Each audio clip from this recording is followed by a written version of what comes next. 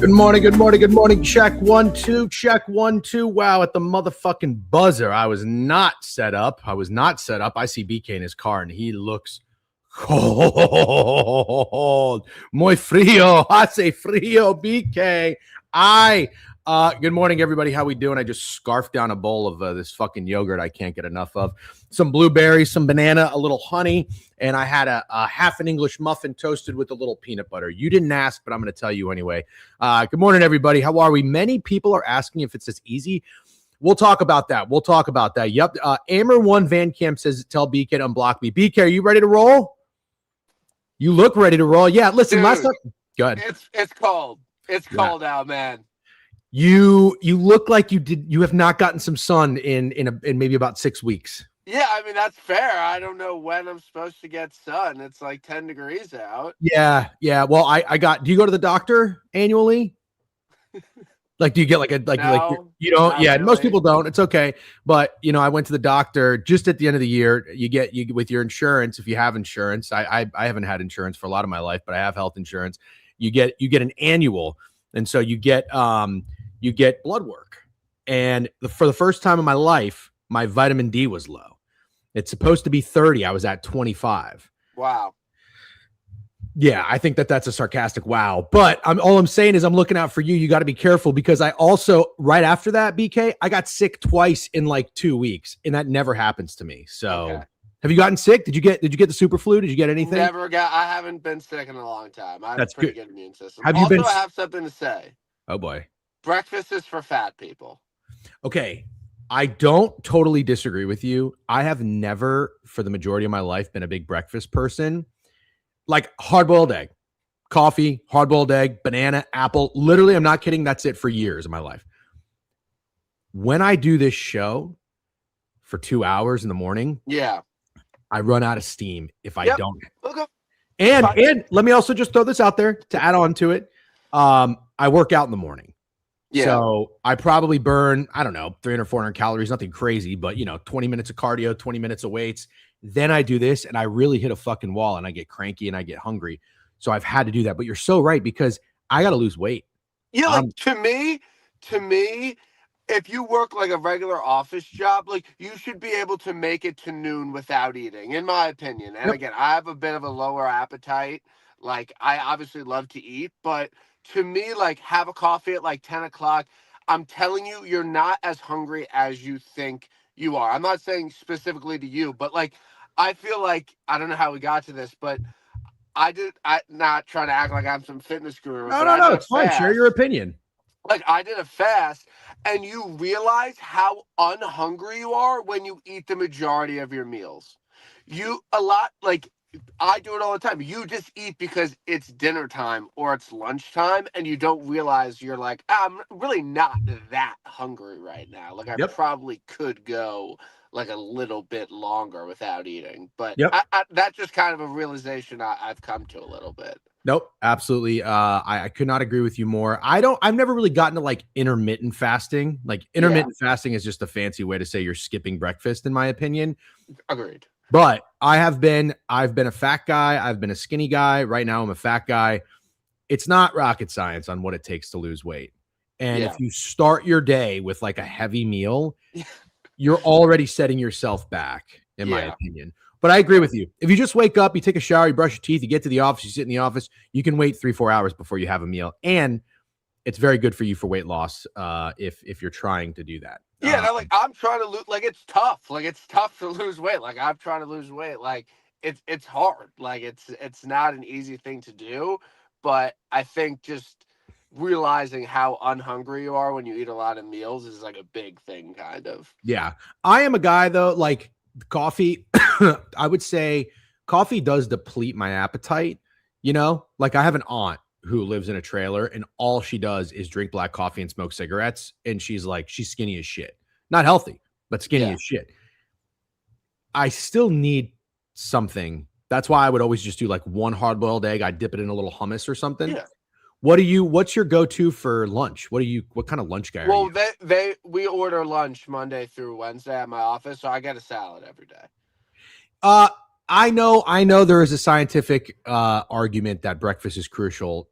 I don't disagree with you. I think Stex, yes, the right breakfast is very important. A lot of people don't eat the right breakfast, but I do think, just from experience, scaling back on breakfast is good for weight loss. I'm not saying any other Yeah. health, but like weight loss. So I understand what BK's saying. Anyways, what's the good stuff for breakfast, Stex? Yeah, talk to us. Talk to us. For my weight cuts for fight camp, I literally portioned down all my meals to a fist size for each portion, meat, carbs. Yeah, you'd be really, really surprised how the size of your stomach. It's not very big. Yeah. Anyways, without further ado, BK, thanks for joining us. It is cool. I got to go out today. I got a busy day today, Yeah. tomorrow. Yesterday, I could fuck around a little bit. I could hunker down this weekend, but shit's about to get going for me, and I'm not looking forward to it. Are you a scarf guy? No. Okay. Well, you're not walking around a lot. You don't need it. Yeah. No. Yeah. Big scarf guy. I wanted to ask you first, how was the Sony Open? Got her up. Jersey dude, Jersey bro. I was watching the highlights. By the way, I was watching TGL with my wife. Nice. Yeah, she was we after we eat dinner, we just kind of like digest for like 20, 30 minutes and then like do nothing. You know, and it's like, let's just have YouTube TV. Like, let's just put some shit TV on. There's only so long I can watch like Access Hollywood. You know what I mean? Like, Yeah. after TMZ. 7, yeah, after 7, there's no real good like news. I like the local news. There's no good news. It all turns into that shit. And I see TGL's on, so I'm watching TGL.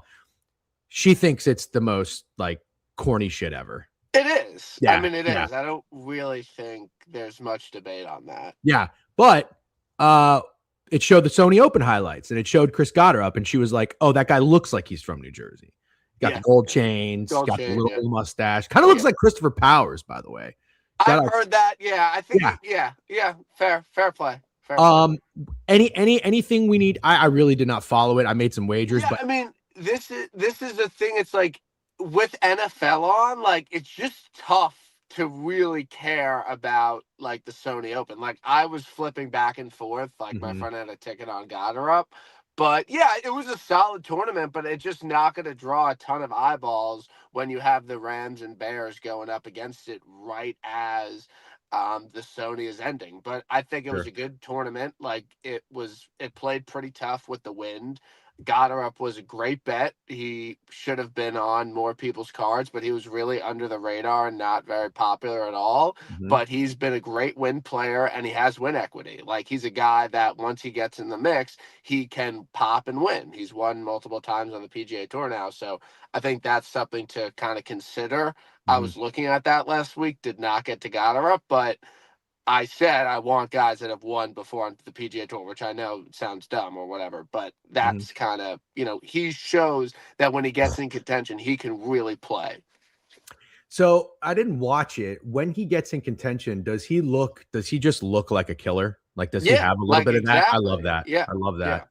Yeah, I haven't watched enough Goddard up golf. I know he won. Was it the Scottish Open or the British Open? Scottish Open? Yeah. Yeah, against Rory. Like played in the final group with Rory and beat him. That's pretty cool. So we got to take Goddard up as a serious golfer. For sure. Yeah. Love it. Love it. We want more serious golfers. So that's great to hear. Anybody else that we should put on our radar for maybe a nice little performance? No, not really. Doesn't look like it. Not really. I mean, Ryan Gerard's playing really good golf, but he's a gutless loser. Yep. Like Bob Mack played some decent golf. He's all right. Nothing crazy. No massive takeaways from the Sony Open. Okay. Me. So we got the American Express Open this weekend. I hit this last year with Sepp, or was that something else? Yes. Nice job. No big deal. I just complimented myself. Why don't you do what you normally do and tell us a little bit about this is one of the worst betting events on the PGA Tour. Is it always like that or just this year? No, like always been like that. Gotcha. To me, this is one of the hardest events to predict on the PGA Tour, and this is kind of a lighter week for me. I'm trying to, be a responsible gambler, which I know you preach all the time. I'm not blowing my load at the Amex. So I'll tell you why. It's a 3-course rotation. So there's 3 different courses that these guys play. They play a different one Monday, Thursday, Friday, Saturday, and then everyone plays the same course on Sunday.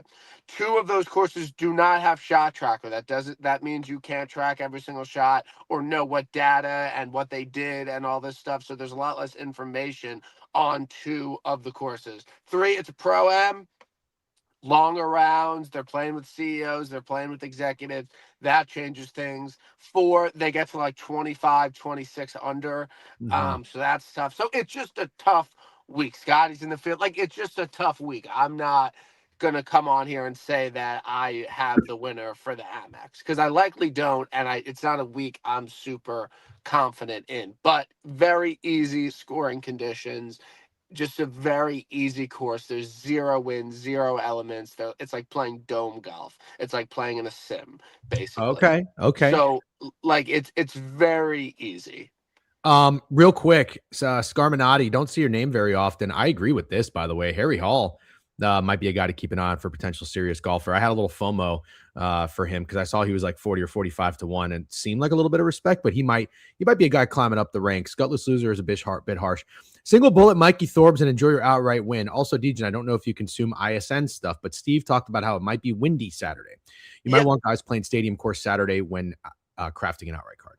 Yeah, so that, to me, if you're looking at it, historically, guys that have started on the easier courses Thursday and Friday have gone on to win, but I don't think there's going to be that much wind Saturday. I think the forecast kind of changed, so it's not end all be all. But a lot of the guys I bet start on the easier courses, but it's not a huge deal. Okay, let's pull up the odds board here. So we do have Scotty at 3 to 1. I mean, I know you're not going to do it. I'm not going to do it, but like, is he probably winning? This is of all the events he plays, this is probably the least likely for him to win. Okay, so that means he's winning. Because there's so much variance. Okay. Ben Griffin, Bobby Mack, Russell Henley. 3 guys that played last week, correct? Yeah, I much prefer Ben Griffin out of those 3. Okay. I think Russ Henley's dead. I think Russ Henley's a terrible wager this week. Bob Mack, last week was his week. That was his week to play really well. It was a way better course fit. I'm not high on Bob Mack this week. Ben Griffin, I'm not betting him, but I like him at the top. Okay, I was leaning Bobby Mack, just being real with you. You don't like the bet, that's fine. What I was going to ask you is, are you worried about any jet lag? No. Okay. Where is the Amex? Is Southern California? Yeah. I think Hawaii to Cali is not too bad. It's probably like 4 or 5 hours, maybe. Yeah. Okay. It's a little bit of jet lag. Well, no, but historically, guys that have won the Amex have played the week have played before in the season, because a lot of these guys, it's going to be their first start of the season. It's Scotty's first start of the season. It's Burns' start. It's a bunch of guys' first start of the season. When were you going to tell me that? The season started last week. It doesn't matter. I'm talking about the Amex winner being a guy who played last week. I love. Well, it's different now because there was no Kapalua. What's Kapalua? Remember they got rid of it. Oh yeah. Wait, but why is that? Why is that relevant? You said a guy that plays in Hawaii then plays the Amex wins typically. Well, typically it's the third event of the season, and it's guys that have already gotten reps under their belt or more likely to win that are just starting their You're year. saying there were more guys that got reps under their belt when there were 2 tournaments in Correct. Hawaii. Yes, correct. I understand. Exactly. I understand. Okay. I like that. I love leaning into shit like that. Give me a guy that's already got his hips and his shoulders and his legs underneath him. His joints are a little loose, may or may not be lacking collagen. Doesn't matter. They're not practicing next to the San Francisco 49ers practice facility. Give me a guy that's played. Hold on. Bobby Mack's on my card. Sorry. Okay, fine. Done. Andy Lack's on him. He's sharp. So fine. Oh, does Andy Lack win bets? And don't just be nice because he might be watching. Yeah, he does. Okay. All right. He's not I didn't think of him as a fade, but I'm just curious. Ludwig at 25. That's a good number, though. Yeah. There's a lot of good numbers this week, which might just mean Scotty's winning. Yeah, it definitely means Scotty's winning. Okay, bad course. What about Burns and Cantlay? Burns, I like a lot. Burns is fucked here. Burns has played really well here. Burns can go low. Burns has a hot putter. He loves his event. Great wedge player. Like, Burns makes a ton of sense this week. I'm sorry if you said this. What's more important for this? I know it's 3 different courses, so maybe this doesn't matter. You got to go low. You got to putt. You got to wedge and putt. Wedge and putt. You could drive it anywhere. You won't slice it here. T-Call's on fucking fire today. T-Call, I didn't know you were such a golf bettor. Love this. Second most tipped last year, not on the tip chart. Burns winning. BK, you sounded into Burns, but you didn't say he was on your card. It's tough in this event with this much variability to buy up on somebody. That's how I feel. I think that sounds to me like you're overthinking about it. You just said variability and buying up. You're trying to sound like a finance someone's bro. going to get to 27 under. A bunch of long shots have won this event. Like, it's super volatile. So I'm not trying to bet a bunch of money on someone at 20-1. Okay. You sound a little too fiscally responsible. I lost fucking 10 grand betting on golf last year. Don't fucking tell me I'm not betting. Like, what are you talking about? Hold on. Okay. You even said it. I like betting responsible. I like that you're being responsible. I understand you're working on purchasing a home. Congratulations. Maybe almost. We're not going to cash that. We're in contract. In contract. I understand. All I'm saying is you can't keep it too tight, because if you do that, you're going to fuck up your process. I'm just saying. I get it. I'm coming on and telling you my card. This is my card this week. It's not going to be my card every week. You don't bet the Super Bowl the same as you bet fucking rent. You're right. It's different. Yeah, all right. Okay? All right. Steak. All right. Steak, you have an opinion on this? No, I just like listening to you guys talk and being in the middle. Okay. Well, we'll switch it up like this. All right, BK, you haven't told me a guy that's on your card yet. So what do you think about? Here's the guy. I started my card a little bit later on. My first guy on my card is Michael Thor Bjornsson. This is a guy who I really trust. I'm buying Thor this year. He is going to win a PGA Tour event this year. Book it 100%. And although this might not be the most greatest course in the entire world for him, at the end of the day, it's just a talent buy. And I think it's good enough that I'm willing to buy Thor this week. So Thor, I really like him. I think he's like 45-50-1. Love Thor this week. Our guy Bogey Party, who actually came out hot and is this card out yet? Yeah, it is. His card is out. His card as well. Okay, I'm gonna. Yeah. Let me put it up here. And I'll share the screen. Bogey was at the national championship game, fresh off of his nice winner in week 1. All right. He's on. Hold on. Let me share.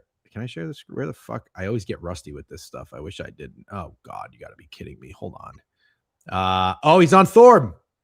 He's on Thorb. Is Thorb tipped? No.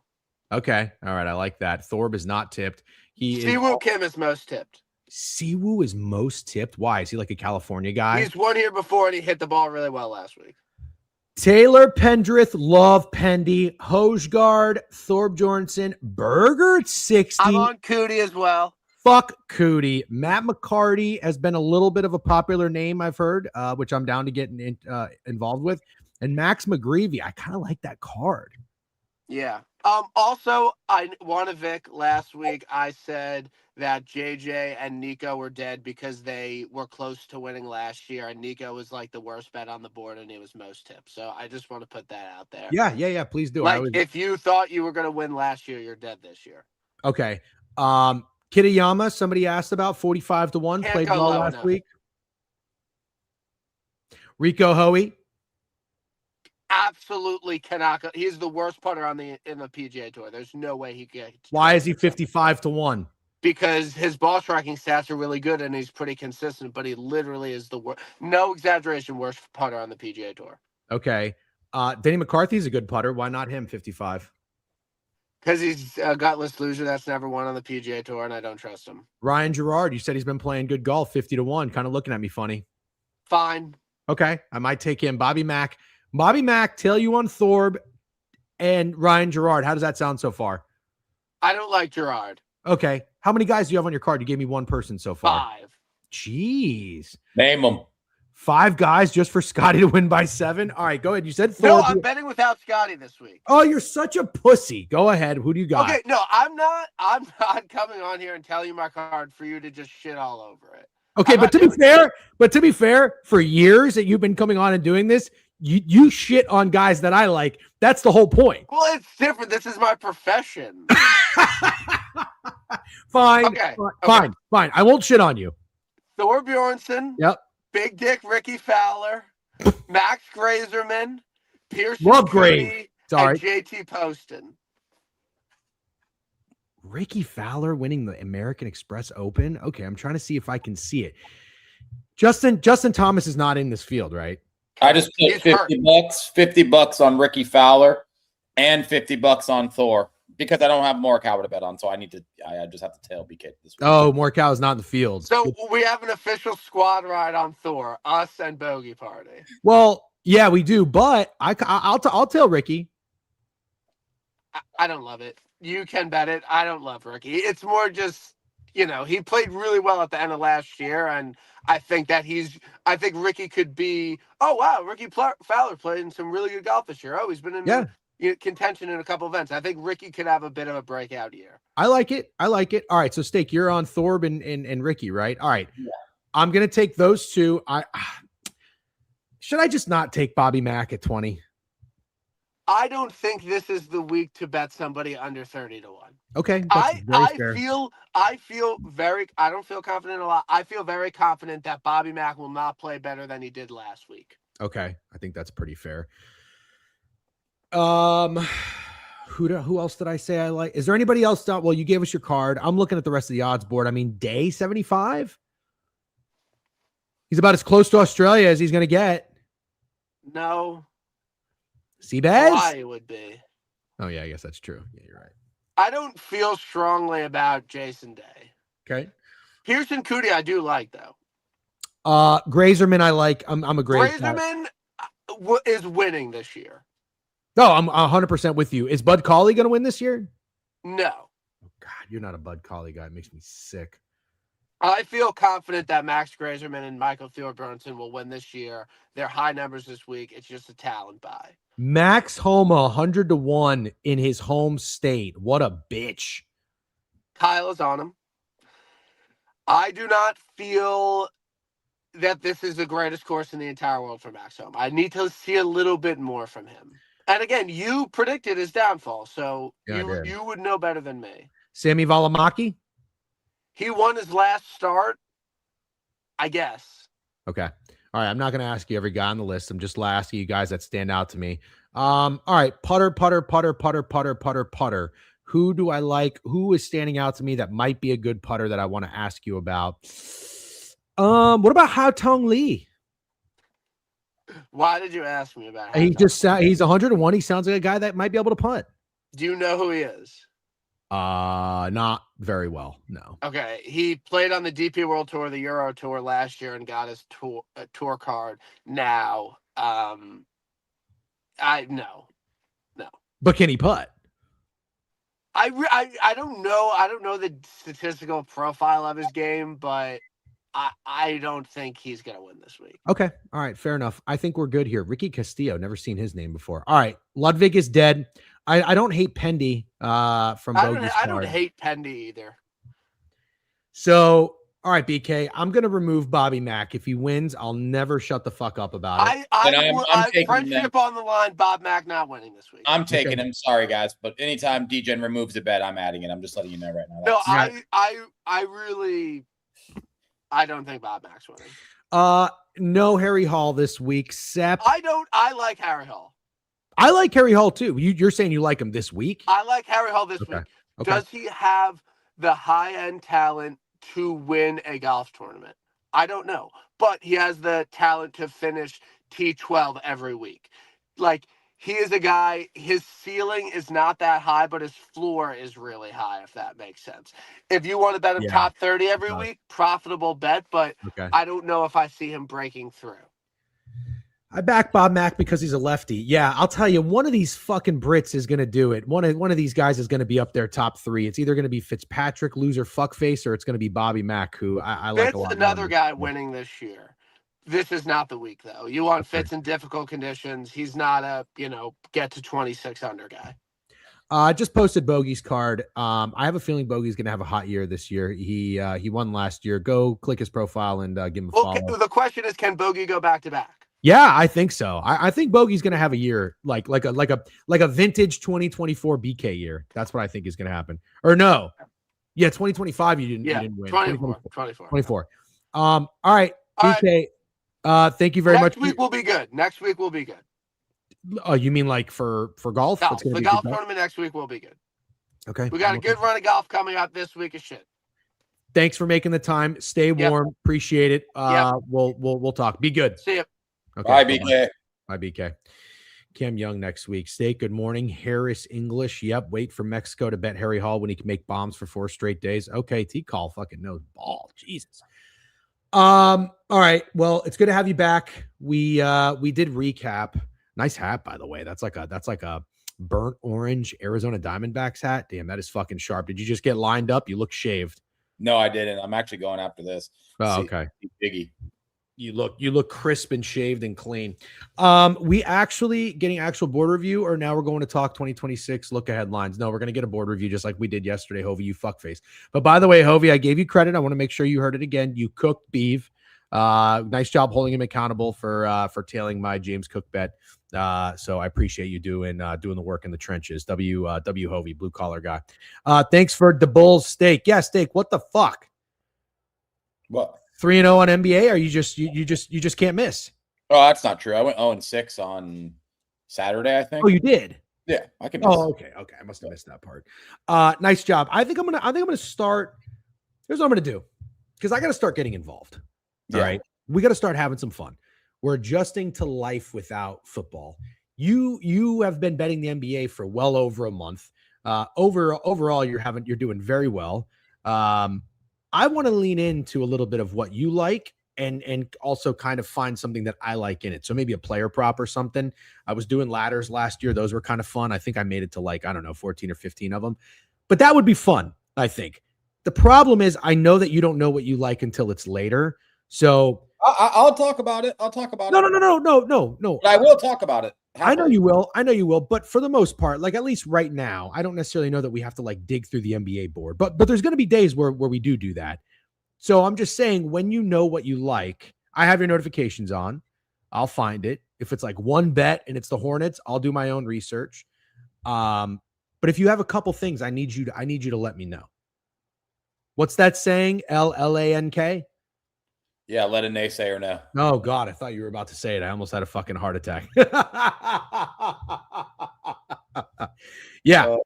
I'm media trained, dude. Come on, I'm media trained at this point. Yeah, I know. I would say fuck like 26 times a show now. You're doing a lot better. You've already caught yourself. I haven't had to catch you. The chat is also your get back guy, so that's good. All right, let's we had a couple things we wanted to talk about. First and foremost, we are going to have a board review. It's 10:30. We just talked some golf. I'll tweet my card later. Not like anybody gives a shit, but I'm still going to put it out there. Although, actually, you'd be surprised. People do DM me and ask me for who I'm on for golf, which is great. I don't think I've been very good at the sport in about 2 years. I haven't been good at anything. I saw J.E. Thorpe posted when BK said he lost 10 grand in golf last year. DGen's lost 10 grand in every sport. I can't even time him out for that. DGen demanding stakes picks like a boss, demanding deadlines get met. No, I'm not. I didn't even give him a fucking deadline. I just said, let me know. LANK, let me know. That's not a deadline. Let's take no. What's up, bud, man? Good to see you. By the way, is B. Done in here? Did you watch the stream yesterday? Were you at Disney? I was at Disney, man. Why do you say it like that? Did you have a good time, a bad time? I like hanging out with my family and my daughter. Do I love Disney? No, not really. Yeah, no, I hear you. LMK, got you. I wanted to get your quick thoughts on the Miami Indiana National Championship game. We don't have to go through step by step. I broke it down for about 45 minutes. Came away very impressed with overall with Miami's performance. Carson Beck was a little meh. Their offensive play calling was meh. I didn't like the coordinator's job. I thought Cristobal did a fine job. I thought Indiana definitely had a chance to lose that game multiple times, but ultimately the right team won. The better team won. And the last thing I wanted to say was, did you see my Charlie Becker clip? Because I saw your Charlie Becker clip. I thought I saw your Pat McAfee clip. You cooked doing the solo stream yesterday. I had to get in my bag. I mentally prepared myself. I told my wife in the morning. I said no steak today. Like I have to be mentally prepared. And she was like, oh boy. So I was already kind of, the McAfee thing just kind of came, but I was like thinking about the game as I was on the treadmill in the morning. But we got some stuff to come out of it. Anything that you thought of, or when you watched the game the next day yesterday when you were at Disney on Splash Mountain, then you were like, oh, I wanted to bring this up when I'm back on the board review? No, I was a little bummed that I didn't get to just stream. Like I would have rather streamed yesterday, talk about the Natty, and then not stream today, but it is what it is. I don't have a lot to say. I think Indiana punched them in the mouth, which is what I thought was going to happen. I did not think Miami would respond that way. And I was very impressed. I don't know how Mark Fletcher was able to rip off that 76-yard run or whatever it was. But either way, you got to be impressed by Miami because they really did get punched in the mouth and they worked their way back in the game. And I wouldn't say I ever thought they were going to win, but they did have a chance to win down 6 with the ball in their hands at the end. I don't understand the Carson Beck hate. I'll be honest. I really don't understand. I'm not a Carson Beck hater. I think what he did was impressive. I think going 39-6 as a starter in your college career is very impressive, regardless of where you played. So, yeah, I'm not a Beck hater. I think Malachi Toney could be like the best player in college football next year, except maybe Jeremiah Smith. Maybe that's an obvious one. And I think what Indiana did is the coolest thing ever. What Indiana did is what you do on the college football video game. You think like my team's never going to win a national championship, so I'll do it on the video game, and that'll be the only time I ever get to experience something like this. And Kirk Cignetti came and did it in 2 years in Indiana, which just is the most improbable thing I've ever seen happen in college football. It's really, really crazy. So let's talk about that for a second. Snowman, are you in here, by the way? Snowman is just resubbed. My bad. I 16 minutes ago. Charlie Becker is him. Yeah, Snowman. I'm massive Snowman fan. You are as well. Oh boy, that's a milky coffee today. They fucked you up. It's actually not from Starbucks, and it's delicious. There's way too much milk in it, but it's so much better than Starbucks. Yeah. Well, that's not saying much. Starbucks coffee. It's not saying much. Yeah, you're right. Snowman is a big Snowman fan. Always shout Snowman out. He's come on the stream. We've had him on, or we've gone on his stream. I always want to make sure that Snowman knows that I think he does a great job, and we think he does a great job. He commented on my Charlie Becker video and said, this is basically like DGen saying he doesn't watch the Snowman stream, because apparently on the Snowman stream, he talks about Charlie Becker all the time. I have a little bit of pushback on that with Snowman, and I want to see if you agree with me. Do we know Snowman doesn't have a consistent start time? Oh, yes. I don't think that Snowman has a consistent start time. I feel like a lot of times it's right after us. Yeah, but then a lot of times it's not. Yeah. He also, I've came into Snowman stream one time, and I'll look up at the time, and he's been streaming for like 4 hours. That's what I'm saying. So Snowman just kind of rips it. I guess he goes around noon, but like sometimes he's on, sometimes he's not. And then sometimes he'll go for an hour, sometimes he'll go for 4 hours. I don't know when Snowman's on. And so I'll pop in every now and then and I'll listen. And usually I'm always enjoying what he's talking about. I haven't heard the Indiana Glaze, which is kind of funny. But we need Snowman to have a consistent start time and also get some fucking raids if he's going to go at noon. Yeah, that's a fair request. I have heard him talk about Becker. I've definitely heard him glaze Indiana. I think he just lived just the dream season. I mean, what a dream Snowman just had. He's the biggest homer we know, or one of them, and it just worked out so well for him every single time. Even though they didn't cover in the national championship, I don't even care, because I'm pretty sure he won $10,000 from them just winning the Natty. That is just the dream season if you're a homer. Honestly, it's going to lead to probably people doing some bad things as homers. Like, it's a bad lesson if we're being honest, because now everyone's going to bet their team and think they're going to have a year like Snowman just had. Honestly, 2 years. You could have got rich betting Indiana football for the last 2 years. Good for Snowman, dude. He's a good dude. Jay Thorpe is on fire today, by the way. DJ blaming Snowman for not watching. Yeah, that's very funny. Actually, literally what I'm doing. Also, you got to shave Crab's head. Yeah. Well, before we talk about that, I have a question for you, a serious question. Indiana's, I've been looking around and seeing what the Indiana haters are saying. They're saying that the team is too old. They're all 23, 24, 25-year-olds. It is a little weird. Don't hate the player. Yep, I know. Hate the game. This is the game. This is the game. You got guys transferring to their sixth school. Just like people are like, college football's dead because Carson Beck hasn't went to a class in 2 years. All you motherfuckers are watching way more than you used to. College football is at its peak popularity. People love it. It's just mini NFL. That's just what it is. This is the mini NFL. That's why I actually think Malachi Toney deserves more glaze, because he's really a true freshman 18-year-old. Yeah, it's wild. And that's even more crazy when you consider the fact that these are grown men. And you know what's really funny about college football? We're kind of old, and a lot of people in the chat aren't. But do you remember watching college football in like the early 2000s, and you would say like, he looks like a grown man out there, but you're talking about a 20-year-old who isn't a grown man. Yeah. Now they're actually just grown men out there. Yeah. It's 25-year-olds playing against 18-year-olds is crazy. I really think that's crazy. It is crazy. And I remember when I played on freshmen, and after the freshman season's over, they send some people up to the varsity practices because that season goes a little longer, and you like run scout team, and it's like, all right, let's see how you can do. At that point, you're 13, 14 years old going against 16, 17-year-olds. I got my ass kicked. Everybody got their ass kicked. And it's like that, but it's not. But like 18, 19-year-olds going against 23 or 24, 25-year-olds. Elijah Surratt looked like a fucking man out there. Like all the other guys compared to Miami DBs looked like men out there. So all I'm saying is, I just want to throw that out there. I don't know if you touched on Elijah Surratt kind of sucked in that game. Well, he absolutely did. Yeah, he had a couple of bad drops. He looked shook. He looked like the stage was too big for him. Kind of. But I just wanted to point out, I'm not. You're absolutely right, and I'm with you. I'm not shitting on it, but there is a but. There is a but. There is just a little bit of something when it doesn't tarnish anything. It doesn't take away from it. I want to be super, super clear. Love this Indiana team. Love Kurt Signetti. Great story. Great team. Deserved it. When you think about the fact that they are 20-year-olds playing against teenagers, it is a little interesting. That's all I'm going to say. It's a little interesting. Yeah, no, it doesn't tarnish anything. Everybody's doing this. Indiana's just doing it better than everyone. Yeah. Indiana has more older people than younger people. I think their entire team are 23, 24, 25-year-olds from what I understand. And then other teams have like 18 and 19-year-olds on it. Some, I don't know. I feel like the gap isn't as big as like I feel like Miami had some grown men too. Miami had like a 28-year-old tight end last year. Did they? Yeah. Oh, was it Elijah Arroyo? No, it's funny. I thought it was, and it's not Elijah Arroyo. It was the other guy. I kind of vaguely remember who you're talking about. Anyways, I just want to touch on that. Snowman had to shave Krabs' head yesterday. Somebody talked about this, and where was it? Hold on. Krabs needs to teach Degen how to properly shave his head. I give Krabs credit. He actually for taking it the whole way. Picked his head. Yeah. Now, For I don't think Krabs is married, and Krabs also doesn't have another job.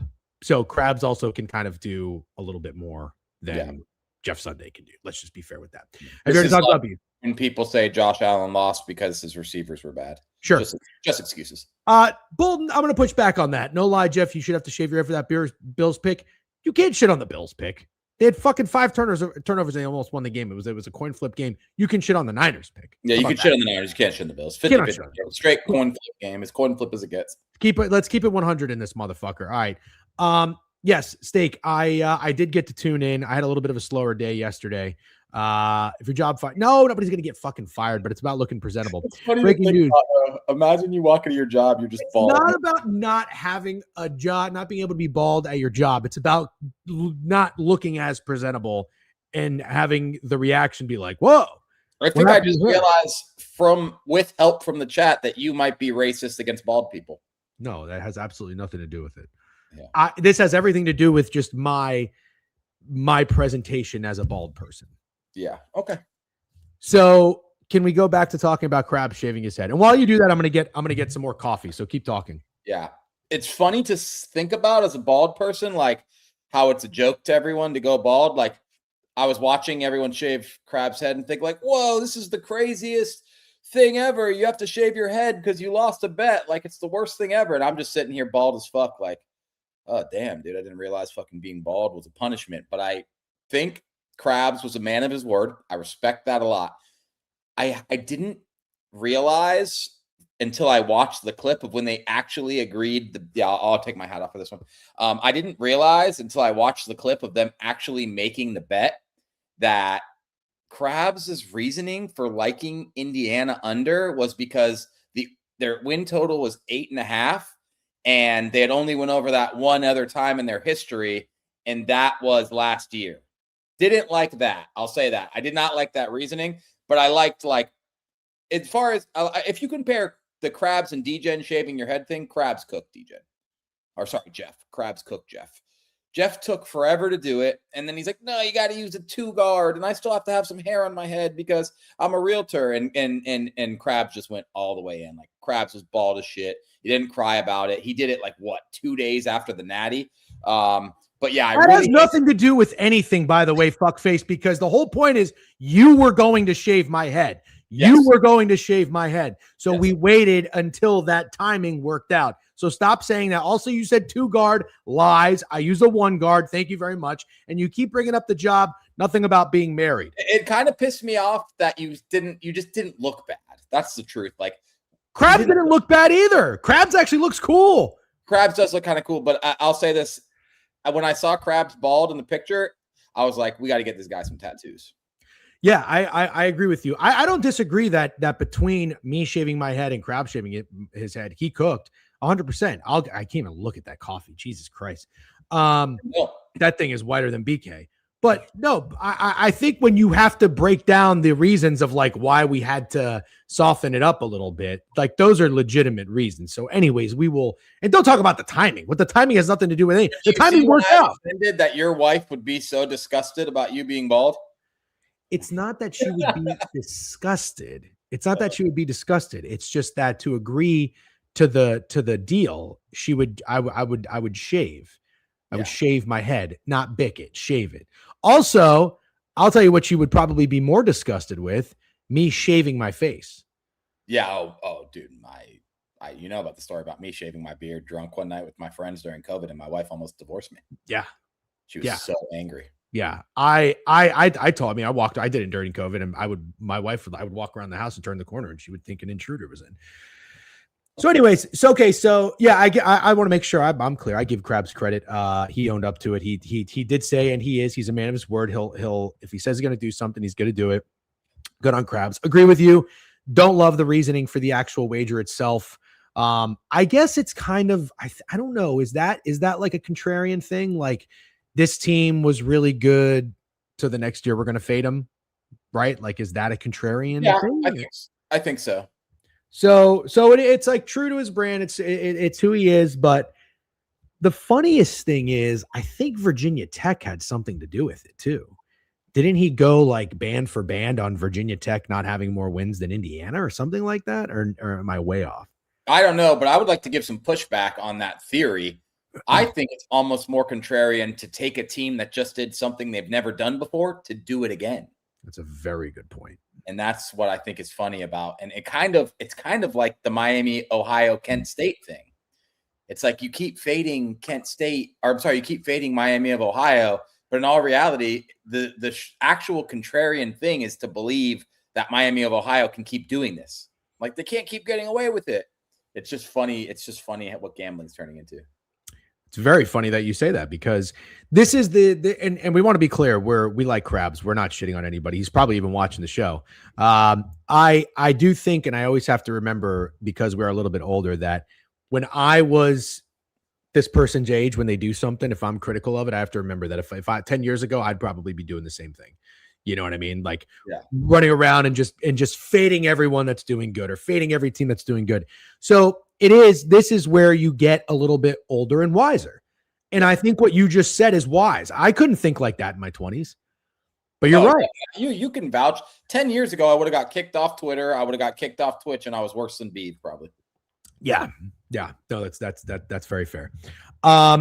Speaking of Beeve, can we talk about his fucking tweet? Yeah.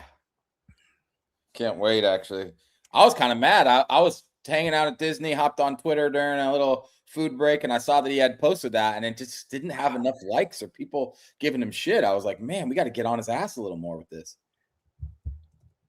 Problem I have, and I like Beeve a lot, and it's annoying that I like Beeve so much because I think he has so much potential. I think he's very funny, but he is a swagger jacker, and he is not. He needs to be more original. You know when this tweet got popular, right? I already know. I can know exactly. Of course, I'm a Florida Gators fan. You think I don't remember when the Florida State fan said he would eat the dog poop? To completely just redo that entire tweet. Yes. Out of all the things in the world you can do, and you know you're not going to do it. Yeah. Is textbook engagement farming. Yeah. But that's what it's a little scary. I think he has to do it because do you remember how it worked out for the Florida State fan? No. They were 13-0. He said he'd eat the dog, but they went 2-10 the following year. I mean, he legitimately cursed Florida State. Beeve is not going to eat the dog shit. Beef might have to eat the dog shit, man. He's not going to. You might not have a choice. Beef is not going to eat the dog shit. His tweet has 236,000 views. And it's one of those, like, it is funny, but it's just unoriginal. And Beef is a very funny guy. And if I was a coach and he was one of my star players, this is what I would tell him in my office. Stop recycling the same funny jokes on Twitter. Come up with some new shit. That's what I want. A new challenge that you would do if Indiana wins it all. And I would tell him, because you got yourself into this, you have no choice. Yeah. You eat the dog shit or you lose all of my respect. I wouldn't take him off the team. He might have to eat the dog shit, man. He might have to eat the dog shit. But do you agree? And we're good cop, bad cop. Do you agree? Let's say you're assistant coach. You're in there. We're talking to Beef. Do you agree that you're like, hey, man, you're going to lose some respect for you if you tweeted that you would do this and you don't do it?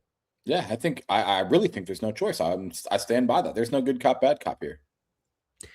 Slander says, but does he lose respect for actually eating the dog shit too? No, definitely not. Definitely not. Definitely not. If you're going to use the same tweet that somebody else used to go mega viral, and now it catches steam and got in a bad way, you cursed your favorite team. Yeah. Should have been a 5-layer burrito in the ass, to be honest. Truthfully, Captain Hook props, I'm not even joking. That is exactly what it should have been. That is exactly. I've never seen anybody else do that. Have you ever seen anybody else do that? Oh, has somebody else done that? Yeah, I call that Tuesday.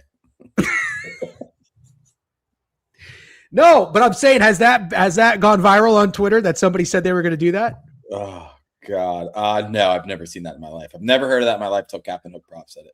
Yeah. So listen again. And we say this as fans, we got to hold our favorite people accountable, just like we ask you to hold us accountable. You got to hold your favorite people on Twitter accountable. Beef being unoriginal, using a viral tweet to say he's going to do something. If something happens and it happens, he's kind of got to do it. Kind of gotta eat the dog shit. Anyways, 5-layer burrito ripping your hole would be crazy. Not gonna lie. Yeah, it would. That would be kind of crazy. Man, I wish we didn't talk about Taco Bell, because then I start thinking about Taco Bell and I can't eat Taco Bell anymore. I'll say this. You guys were talking about diets earlier, and I'm on this diet. It's going well for me. I'm dropping LBs. I ran into a little bit of an issue. I'm getting really tired of eggs. I hear you. I'm getting tired of eggs. I'm eating them every morning, and then sometimes I'm eating hard-boiled eggs for lunch. I'm just fucking tired of eggs, dude. I got to figure out another healthy breakfast option that I can mix in with eggs, because holy shit, man. Like today, I was just forcing down these eggs. Well, stop eating them for lunch, first of all. Yeah, that's probably a good point, but I feel like hard-boiled eggs are such an easy thing to eat. Yeah, I'll give you another easy thing to eat. Get turkey, get cheese, and roll up like 3 pieces of turkey and cheese. And if you want, not a sandwich, get a rice cracker. You get a rice cracker, there's like 40 calories. There's no carbs. You put a little, whatever your condiment you like, mayo, mustard, a couple slices of turkey, a couple slices of cheese. You got a little protein, boom, there's your calories, you're good. Don't eat eggs again. I'm with you. I'm absolutely with you. Yeah. Oatmeal is not terrible for you. I've been doing these yogurt bowls. Yeah, I've been doing the Greek yogurt to the guy, JSTE Crane. It's not a specific diet. I'm literally just trying to be in a calorie deficit. I'm not having any sugar, and I'm having very minimal carbs. It's a shit ton of fruit, veggies, and protein. For what it's worth, I do think be careful on the yogurt, the Greek yogurt. I do think there's sugar in it, but it is. Nah, I got the sugar-free stuff. It's okay. Greek yogurt. Yeah. Oh, avocado's a good one. Yeah. You want a way to disguise your eggs? Fry them. Okay. Avocado smash, olive oil, garlic powder, salt, pepper, squeeze a lemon, mix it up, spread it over the eggs. That does sound good. Yeah. I've gone through so many variations of like eating well and losing weight. You have to trick your brain. You really have to trick your brain. Do you do salads for lunch? What? Yeah, I do salads almost every day for lunch. What do you put in your salad? Hard-boiled egg. I'm going to stop meat as well, and then almonds instead of croutons. That's what you put in your salad? Yeah. Your salad's a joke. Well, I didn't finish carrots. Sometimes broccoli if I got it. That's about it. All right. Well, I know you don't like tomatoes. That's fine, but I'm going to tell you. I'm going to give you a little hack. You paying attention? Yeah. Cucumber is always a great one for some crunch. You have to have nuts. You said you cucumber. I do have nuts. I love Yep. cucumber. Yeah. If you want to switch it up because almonds get tired, walnuts are great for salads. Okay, you paying attention? You still follow me? Yeah. You gotta have a cheese in there. Yeah, I do. Feta, crumbled feta or goat, huge. And the other one that I like, chickpeas, like garbanzo beans. Yeah, I should probably get. Yeah, that's a good one. Very good. Kind of filling, and you fuck with your brain, and you actually think you're eating something filling, and you're good. So, anyways, yeah, cucumber and salad is huge. Where were we? We were talking about beef, but I think it's absolutely enough beef talk. I have something I'd like to get your opinion on. How about that Baker Mayfield tweet? Dude, I'm glad you brought this up. Let's go to it. Did everybody see what Baker Mayfield tweeted in response to Kevin Stefanski? I'll go pull it up. Couldn't believe this. Also, I couldn't believe I wasn't following Baker Mayfield on Twitter, by the way. I don't follow any of those. Like, I don't follow athletes on Twitter. Is that weird? I don't really either. You're gonna see their shit. You're gonna see their shit if it matters. Dude, did he delete it?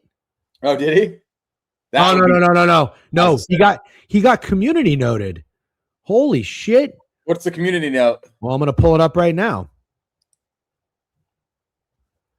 Falcons' Kevin Stefanski had a dumpster fire at quarterback in Cleveland. Baker Mayfield and Deshaun Watson failed, which started a chain reaction to two. Okay. Under Stefanski, the Browns had 13 starting quarterbacks. Baker Mayfield, however, led them to an 11-5 record in 2020, their first playoff berth since 2022. He played through a significant shoulder injury in 2021. Failed is quite the reach, pal. Still waiting on a text call from him after I got shipped off like a piece of garbage. Can't wait to see you twice a year, coach. This is an interesting comment. This Joel guy, I think I follow him. Baker Mayfield requests trade from Cleveland Browns, says it's in the best interests of both sides. He says, seemed pretty far off of what actually happened. Beef said, dude couldn't beat Bryce Young. I'm sure he's very worried about you. Dude did beat Bryce Young. Yeah, that man is your coach, Barker. As a youth football coach, I would make my player run gassers without water until. Okay, yeah. Baker, do you think? Okay, that's funny. Chuckles, I'm in danger. Yeah, I mean, we got some mixed takes in the chat. Can't wait to see him twice a year. I don't know how people like Baker. Really? You don't know people like Baker? I think I've accepted that. I think McKiffin is from the Midwest, if I'm not mistaken. Baker is not for those people. I think he is for people from the South or Florida or people from Florida who move to New York, but then sometimes come back to Florida for long periods of time to stay at their mom's house. I do like Baker Mayfield. I do like Baker Mayfield. Will you fucking not make fun of me staying at my mom's? We bought a house and we knocked it down, and it's 3 years delayed. Fun of you, dude. There's nothing making fun. It's just what you do. She's a really nice lady. It is very funny. It is very funny. It's not ideal to still be staying at your parents' house when you're almost 40, but also don't get into a real estate project because it's an absolute nightmare. Continue. Don't ever do it. Don't ever. I like Baker Mayfield. Can't help it. I like Baker Mayfield. He's my kind of guy. I didn't love him last year. I don't like the playing through injuries thing. I really think if you're injured, just sit out. It's just there's so much more to lose than gain. I still like Baker Mayfield. I thought it was cool to watch his career kind of be revived. Like I said, this year was a huge step back. I'm not like glazing him by any means. I am just a Baker Mayfield fan. I can't help it. Like this division sucks, and this little rivalry will make it more fun. Even no offense, but watching Kirk Cousins torch the Bucks 4 times in 2 years is even enjoyable for this division that doesn't have the best football teams or football players. But I think this makes me look forward to Falcons Bucks even more. Sure. Yeah, I think this division is actually getting kind of fun.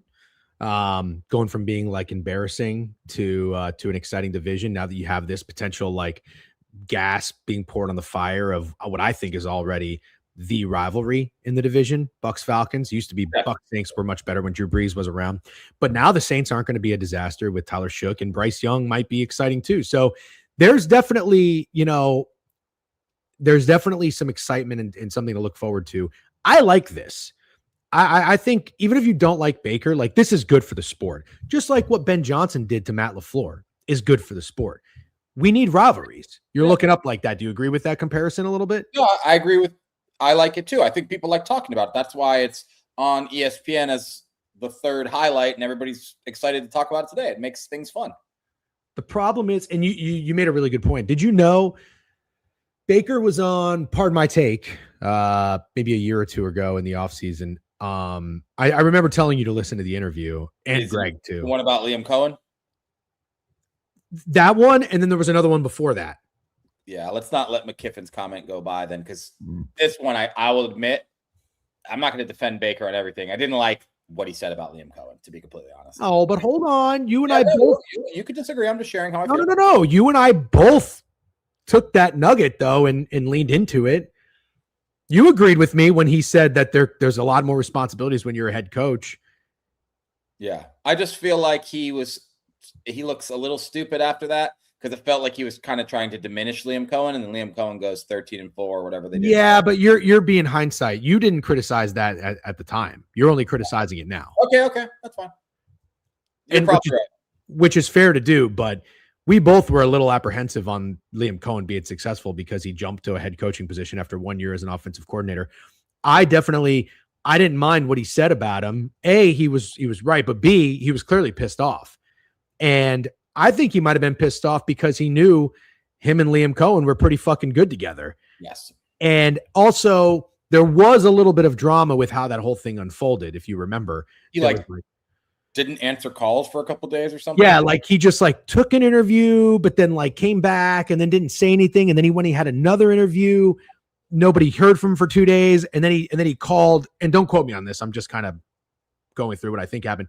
He called Baker when Baker and the offensive lineman were in the Bahamas, playing craps, and told them on FaceTime, and they were all pissed. But they weren't pissed they were fuck this guy. They were upset that their offensive coordinator, who was clearly very very talented, is leaving after 1 year.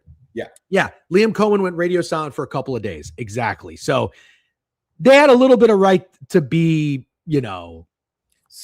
So it was Dave Canales 2 years ago and Liam Cohen last year. Is that correct? That is correct. Yeah. So Canales, one and done. Or you know what? Canales might have been 2 years. He came from the Seahawks. He might have been 2 years. Okay, hold on. But Canales, Cohen, one and done. Then Grizzard. And Grizzard is terrible. So Grizzard just got fired. Yeah. So have his fourth offensive coordinator. Yeah. Did you see that the Lions are close, apparently, to potentially hiring the Arizona Cardinals offensive? It already happened. Hetzing. Is that official? Yeah, I'm having a hard time with that, understanding what I don't get it. They hired him? That's terrible. But then again, I guess if you can make Jacoby Brissett look like that, I guess maybe there's something to it. If you can make Jacoby Brissett look like that, maybe there's something to it. Michael Wilson was the best receiver in the NFL for 4 games. So maybe it was a Kyler thing all along. I don't know, man. Or maybe, and then the defense was horrendous. Right. What they give, I don't know. Yeah, maybe he's good. Tinlin with a gifted a sub to Jayster Crane. Appreciate you. No Doubt or Daddy with 3-stream streak. Oh, did NC State cover? Yeah, they won in overtime, if I'm not mistaken. That's who played Clemson. Yep. Yeah, yep. Great job.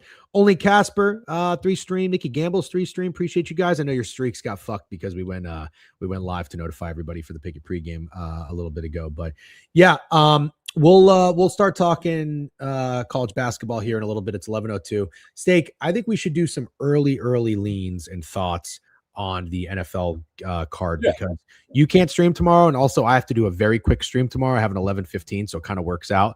So we should talk NFL, and then we should end it with a little college basketball. How do you feel about that? Yeah, I'll go through the NBA board if you want. Okay. I don't know. Do you want to? You don't have to for me. Okay, well, let's just see what we got time for. Yeah, but we should talk NFL. Yeah. Are you? That's I already placed the NFL. Should I tell everyone about it, or should I? I don't know. You don't sound very enthused to talk the NFL. Yes? Do I ever act super enthused? I don't know, but I'm just making sure that this is the right thing to do. You kind of were just yeah. I think it's the right thing to do. Did we talk about everything we said we were going to talk about today? I guess I should maybe just do like a little bit of a recap. Yeah. Yep.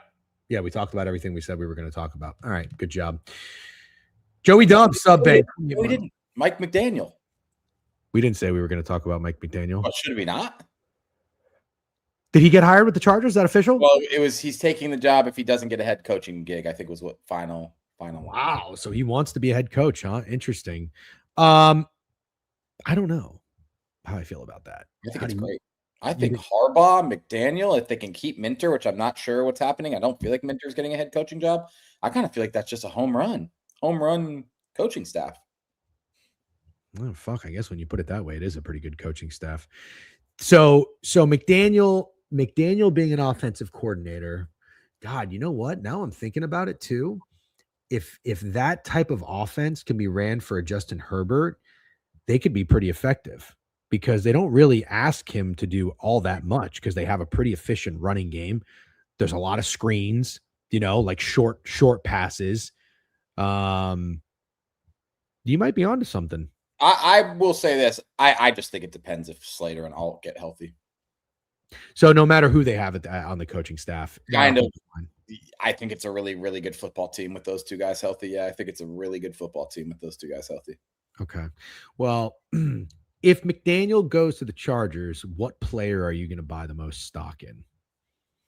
Be a receiver, a tight end, a running back? I mean, Omarion Hampton. He's not really a Devin Achane type guy, is he? Sorry to be annoying, but it would be Justin Herbert. Oh, God. That is the answer. Like, you don't want that answer, but that's the answer. Yeah, I guess. Definitely correct. Jetta says Justin Herbert MVP ticket. Oh, go back to it?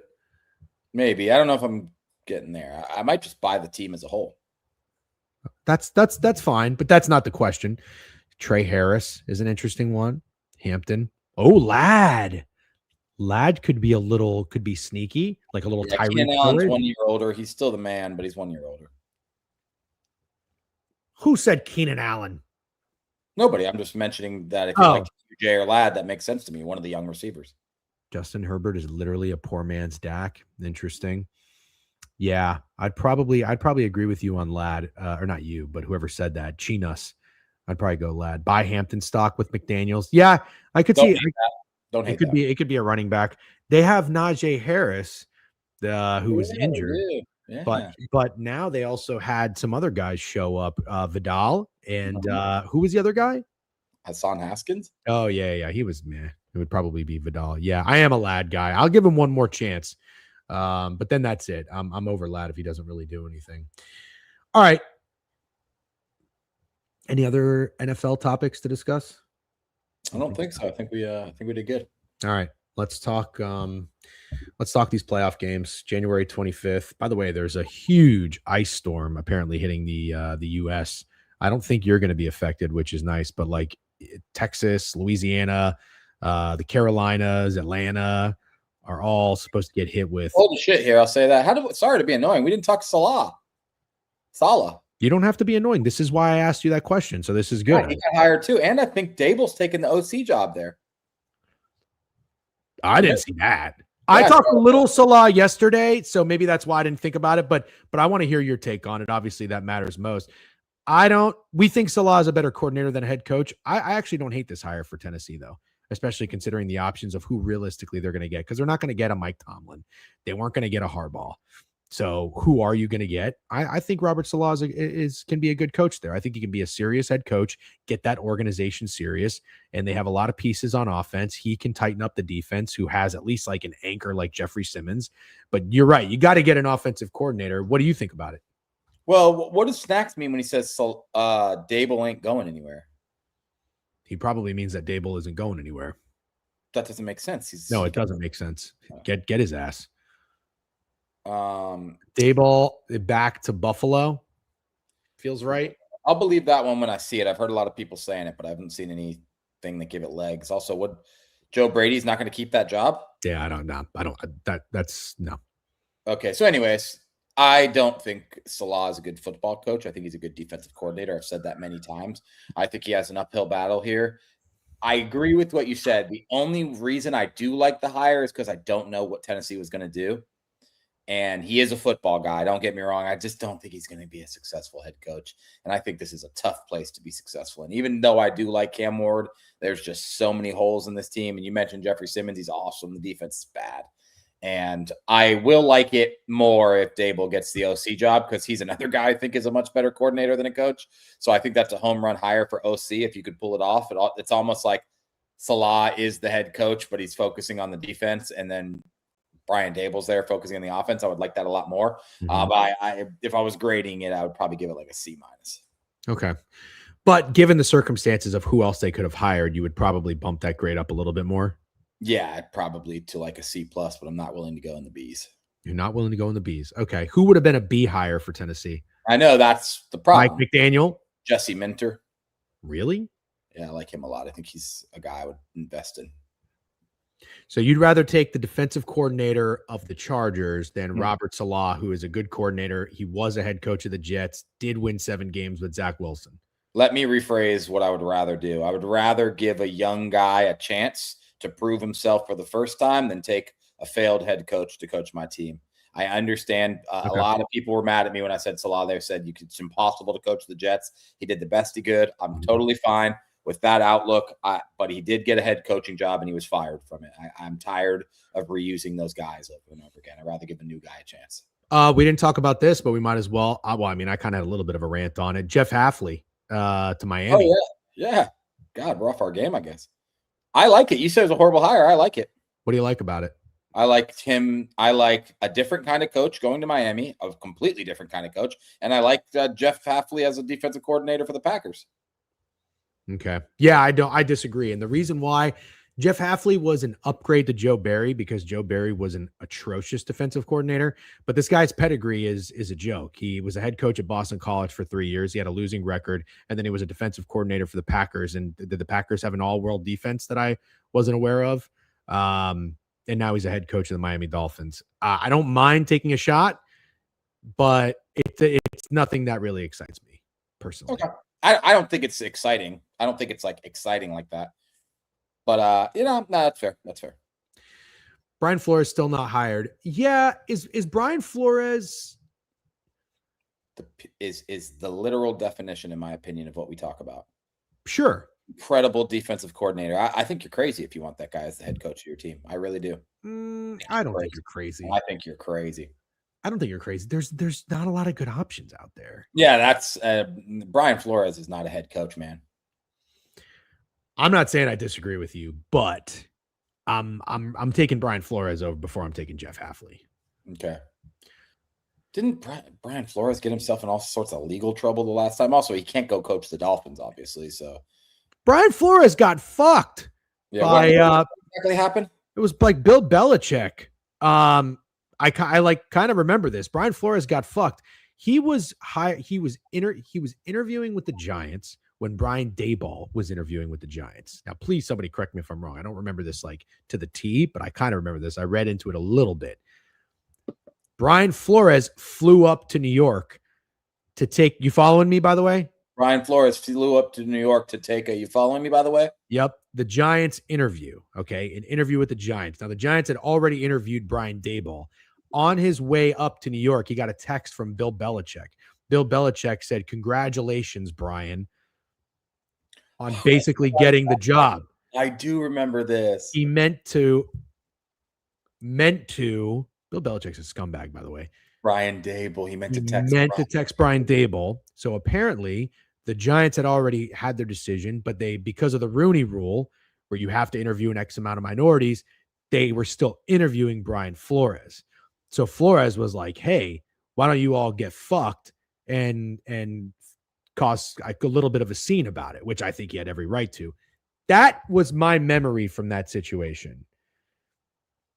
And whether it was the NFL or the Giants or whomever. Where did Brian Flores get fucked there? Brian Flores got fucked because he was going to interview for a job that already they had already found someone for. I think that happens all the time. He sued the NFL. Yeah, he sued the NFL. Yeah. And so the NFL, obviously, their response is basically like kind of putting a bad, whatever you call it, a hex or something, you know, like, oh, this guy's Bill Belichick kind of reminds me of someone who would have those guys stored in his phone as White Brian and Black Brian. Yeah. Do you remember when Dennis Rodman came into our if I forgot that, just go ahead and strike me dead where I stand. He just kept referred. That's how he referred to people. He was like, "Hey, white man, why don't you go get me another bottle of Hypnotic?" That's what it was. Yeah. And I was like, Dennis, it was a very, very good time. Well, he was too good of a time. Oh no, he wanted 3 olives cherry. And I remember Dennis Rodman's business manager came up to me and said, "Hey, you have to kick him out." And I said, "Hey, how about you go fuck yourself? I'm not going to kick out Dennis Rodman. You're his business manager." He said, "Dennis Rodman's not going to leave." I'm just he stayed till like 4 a.m., right? Yeah. I just remember it's just like the bar backs and Dennis Rodman, and he's taking pictures with him, and he's hammered. Yeah. I still have that picture. He was a great time, but I think he stayed for about 2.5 hours after we closed. He called me white man about 17 times, which is fine. I don't care. But he said his manager was like, "Yeah, you got to tell Dennis Rodman to leave." And I was like, "I'm not telling Dennis Rodman to leave." Hilarious thing for his manager. I'll get a pillow and we'll just fucking sleep here. Jeff wanted to say Hennessy. Well, to be fair, we drank Hennessy. But it was for whatever reason we were drinking Hennessy, Hypnotic, and 3 olives. Remember what Hennessy Hypnotic is called? Mixed together? Incredible Hulk. That was a thing people drank at our club back in the day. That's what you guys don't understand is people drank that. Yeah, I had a little bit of a hypnotic phase. I remember it vividly. This is before I met you. This was the Seattle Seahawks Pittsburgh Steelers Super Bowl. Do you remember that Super Bowl? Of course. It was an awful Super Bowl. Matt Hasselbeck. It was actually one of the worst Super Bowls of all time. Yeah. But for whatever reason, I was drinking Hypnotic on ice, and it was disgusting. Yeah, but I'll say this: Hennessy. I don't like the way it tastes, but I actually do like the way it makes you feel. Yeah, cognac. Yeah, you like a cognac buzz. I'm kind of with you on that. I am kind of with you on that. Yeah. This is a really good point, by the way. If you remember it, you didn't have enough. I do remember, funny enough, the Super Bowl that I blacked out on. Do you have any Super Bowls that you don't remember because you got too drunk? You're a tank. Like, you don't black out. I am, but I think you remember the Super Bowl we watched together, Ravens Niners, when they had the blackout. Remember that? Yeah. And we got wrecked then. And I don't know if you remember, but we had a GRP notebook, me, you, and our boss, of all the props we took. Like every single prop. It was probably between the three of us 100 different props. Yes. And I just remember being hammered when it came back on and thinking like, I don't know, I'm going to decipher through this notebook of like first penalty called, first timeout called, first carry amount of yards. It was just crazy the bets we had. And then deciphering it at the end after the Super Bowl what did it go for? 6 hours, 6+ hours after that? It was a very, very long time. That was my hardest one.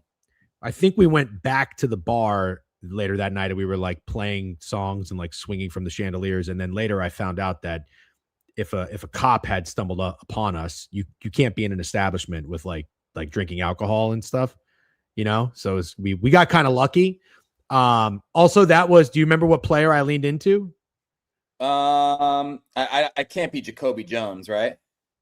No. Frank Gore? Ravens Niners? Frank Gore? No, Joe Flacco. Yeah, you did good with that. I did great with that. I don't remember who my guy was, man. I'll be honest. That was a good one. The Patriots Giants. I think I had a 12-pack of Guinness before the game started. Blacked out. Don't remember the game at all. Woke up. Everybody was asleep at our house. We had a house party. And then I rewatched the entire thing. And it was electric. That was like the David Tyree, bubble gum on his helmet.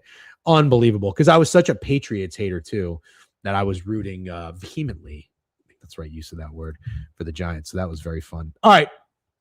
Let's get to this board, Steak. I want to hear your early thoughts on the conference championships and see where your head's at. I already know where my head's at. I got one total and I got one side.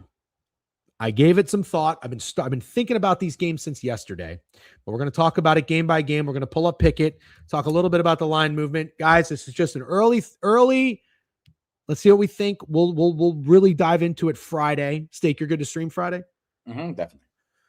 We'll see if Greg's available. Hopefully he is. He'd probably tell me if he wasn't. New England at Denver. This line, I believe, opened with the Broncos being 3.5-point favorites. If somebody can correct me if I'm wrong there. Bo Nix being out, has now flipped this. And I believe New England was 3.5-point favorites. That immediately got bet up to 5.5. It is 5.5 at DraftKings.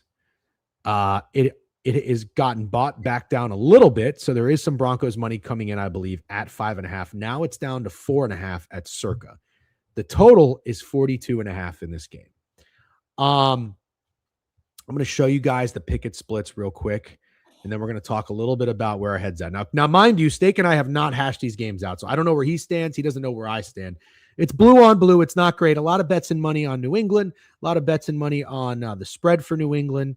And as you know, again, the Jared Stidham revenge game, which I know Ian McMillan, my guy, said something about people betting the Patriots. Nobody's betting the Patriots because of the Broncos because of the Jared Stidham revenge game, but it is fun to talk about for like 4 seconds.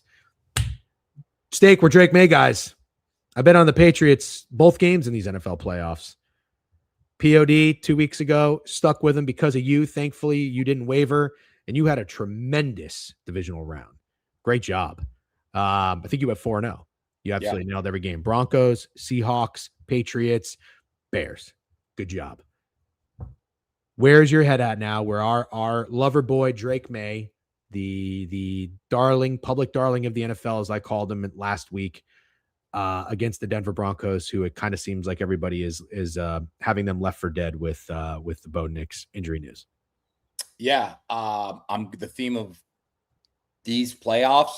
The theme of gambling for me in 2026. If it ain't broke, don't fix it. Wow. Drake May's not broke. Chargers game, we said it. Everyone's saying this line is short. There's no way they should only be 3.5-point favorites at home. They win and cover fairly easily. And then they go to Houston, and people are saying this line's short and this defense is nasty. And they were nasty. I give them all the credit in the world. I'm not taking anything away from Texans defense, but any way you slice it, Patriots win and covered. And now here we are, probably the most contrarian of the three spots. You're playing fucking Jarrett Stidham. And I do believe, no offense to those people, I do believe the people that were on the Chargers and the Texans will absolutely be on the Broncos. Not saying that I think the Broncos are square, think they might be fake sharp. I think this is a really obvious contrarian spot. Your quarterback breaks his ankle on the last play of the game. Now you're going with a backup. I just think it's a really obvious contrarian spot, and I think most contrarians will be on the Broncos. I will not be. I will be backing Drake May and the Patriots again. And I really believe I'm going to go 3-0 backing Drake May in these playoffs. And then when they play the Seattle Seahawks in the Super Bowl, I believe I will run into a dilemma very similar to my Ole Miss Miami dilemma, where it's two teams I'm in love with and I don't know what side to go. But until we get there, I pretty much know what side I'm on for these two games. Wow. Okay. Great job. Well said. I'll push back a little bit on That's something. Fine. Yeah. And I'm not saying I disagree with you. I actually do agree with you. I can't figure out what I like. I've gone back and forth on this a lot. I have thought to myself, wow, those were a lot of points with the Denver Broncos at home in a playoff game. Yeah. That is, would you agree? Like that's a disrespectful line. Yes, if you're minus 5.5 at Denver with their backup, still feels like a lot when you're only 3.5 against Justin Herbert, who everyone agreed had bag boys as offensive linemen. And it's like, I would almost argue I would rather have my backup quarterback in a fully healthy offensive line than have my starting quarterback in absolutely no offensive line. Not saying that's how the average gambler thinks, but I don't think it's that crazy to say. I agree with you. I have gone back and forth on this because my public brain runs and thinks of something that ends up being so square. Everybody's on it and it has no chance of hitting. My first thought was thinking, oh, I'm definitely taking the backup quarterback in the AFC Championship game, getting points at home. Everybody's going to be on the Patriots.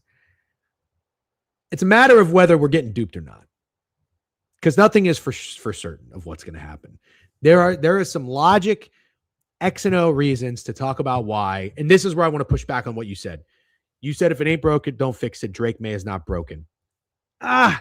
He's not broken, but he's not shining.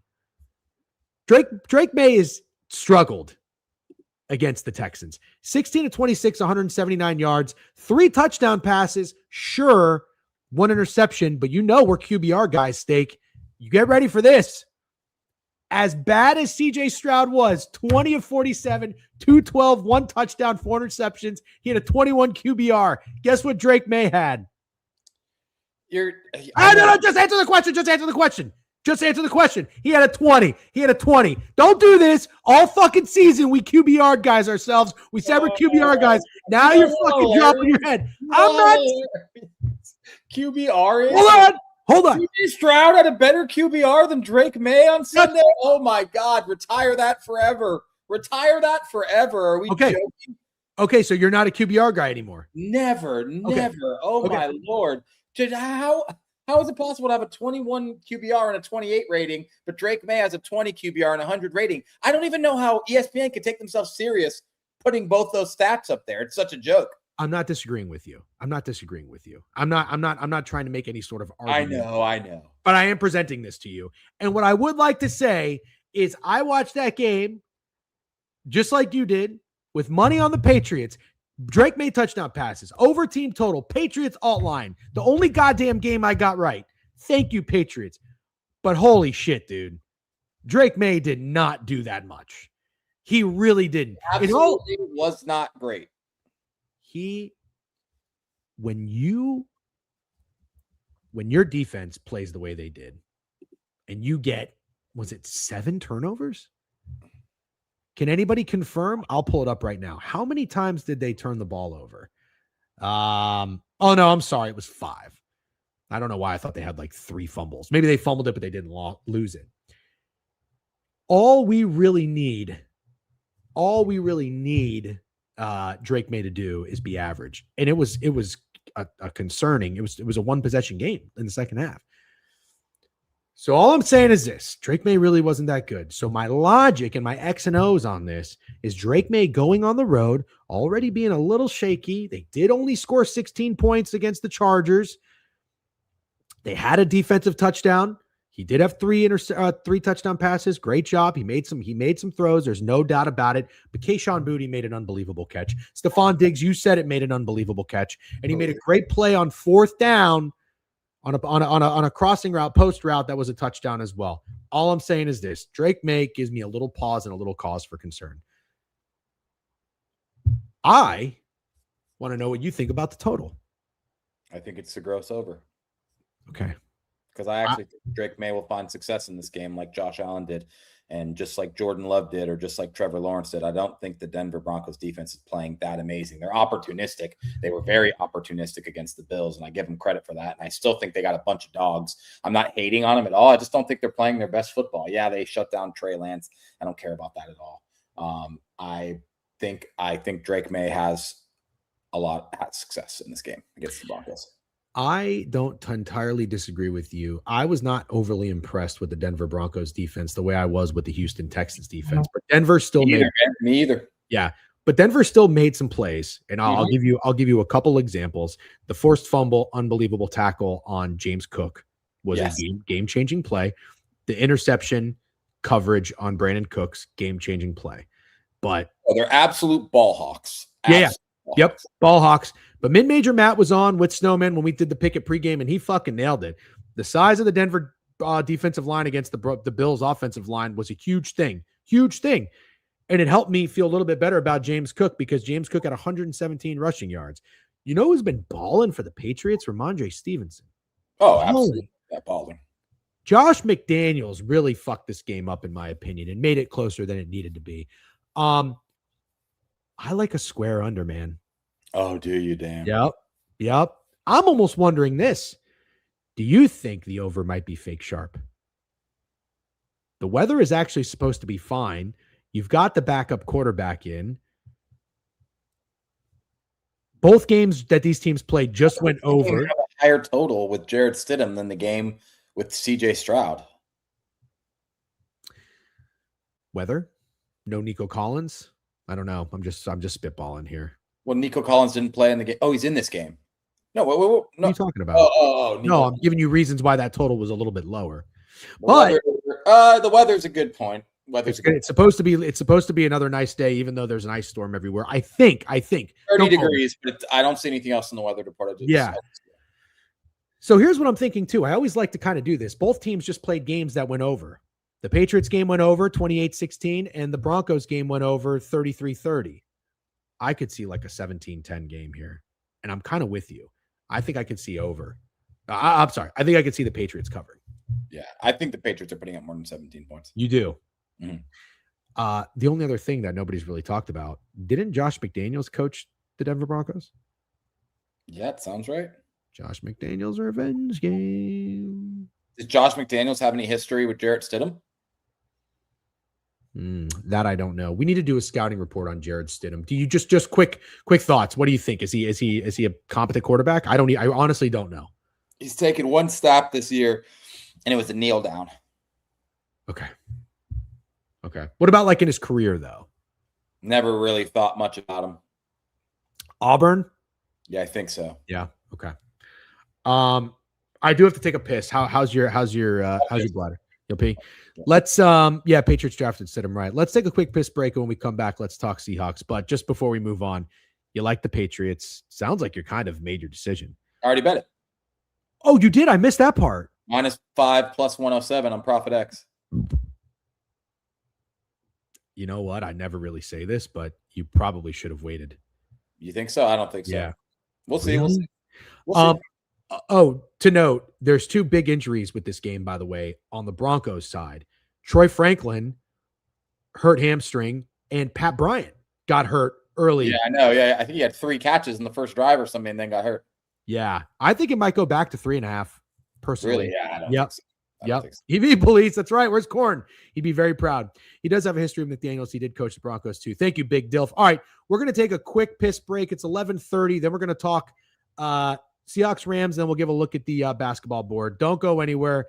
We will be right back after these words. Just kidding. We don't have any commercials.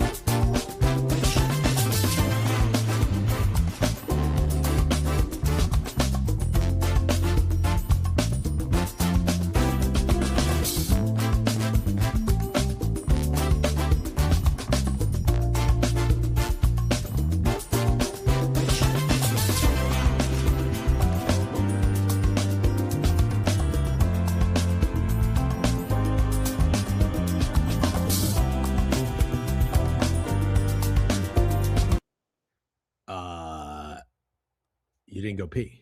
I didn't go pee. No, sorry. I got distracted by my phone. Got a corp text, and I literally looked up, and you were back. It was like a really quick pee. Do you want to go pee? No, not at all. I got 30 minutes in me. Okay. McDaniels drafted Stidham in New England and later traded him to Las Vegas. Oh, interesting. Okay. Coastal KC. That Baker Mayfield tweet. What about it? He should like copy paste the Baker Mayfield tweet about getting in trouble. That would be funny. By the way, what's up? What's up, Wild Jabroni? Thank you, Big Jeff Sunday. Coastal, hope all is well. I haven't seen you in a while. Hope you've been lurking at least. Steak, do you remember Coastal KC? Yeah, of course. Yeah, he was very, very funny. He used to be like a first like friendly troll in here. I think you forget that before I came on the stream with you, I still listened to the stream. That's important. I do forget that. Yeah, I do forget that. Fids just tagged me and said, go watch Stidham highlights against the Niners when he was on the Raiders in 2022. Thank you very much, Fids at lock_Nate for posting that.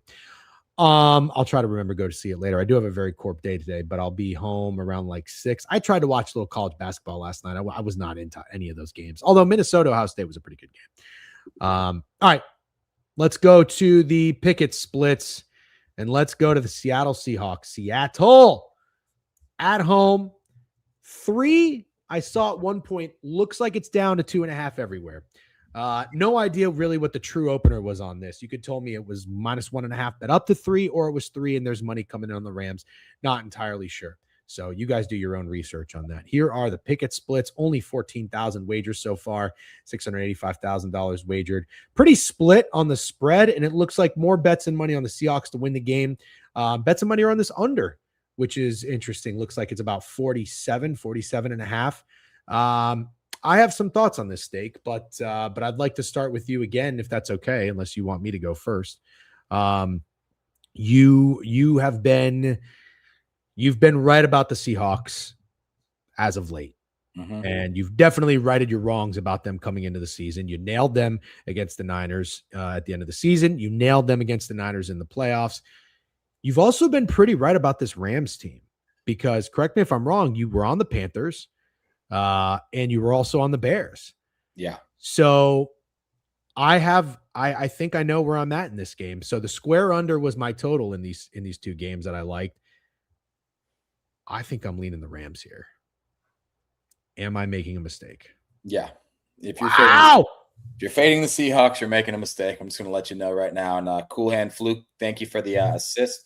It's exactly what I wanted to talk about. It's the year of Sam Darnold overcoming all the things he couldn't overcome last year, and it's super rare that a quarterback gets a chance to do that this quickly. Sam Darnold had a shot for the 1 seed, played the Lions, got his ass kicked, went to the playoffs, got his ass kicked. Now Sam Darnold had a chance to play for the 1 seed this year.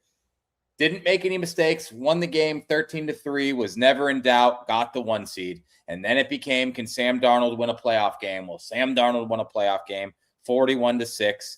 Not by throwing for 400 yards and 5 touchdowns, because it's not that type of team. It's a team that traded for an electric kick returner. It's a team with, I think, the best defense in the NFL. It's a team with an improved offensive line and a good running game. So all Sam Darnold had to do was not make mistakes, and he did that just fine, 41-6. And now the next question will be, can Sam Darnold beat Sean McVay, the guy who beat him in the playoffs last year?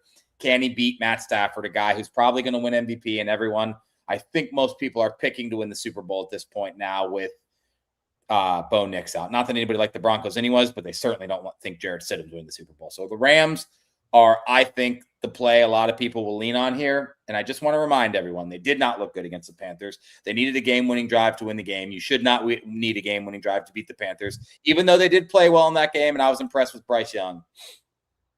The Bears really fucked this game up, man. They sure did. They made an amazing comeback, or not a comeback, but that throw was amazing on 4th and 4, 50 yards in the air, whatever it was. But they were damn near at midfield when Caleb threw that last interception. And it's just crazy to think of how close they were to getting at least in position to kick a 50-something yard field goal to try to win the game. I am on the Seahawks. Like I said, if it ain't broke, don't fix it. I'll ride the Sam Darnold train, not because I think he's an absolute knockout superstar NFL quarterback. I think he is in a perfect situation, and I do not think the Rams are that good. I will not be surprised if Matt Stafford goes scorched earth and they look good, but they weren't that good against Seattle the first time. They weren't that good against the Falcons. They weren't all that good against the Cardinals, even though the Cardinals are the Cardinals and they eventually won and covered that game. They weren't that good against the Panthers, and they weren't that good against the Bears. I have a large enough sample size to say that I believe the Rams might actually just not be that good. Mm-hmm. And as much as I need to see to believe that the Seahawks are really, really good and the best defense in the NFL. All fair takes.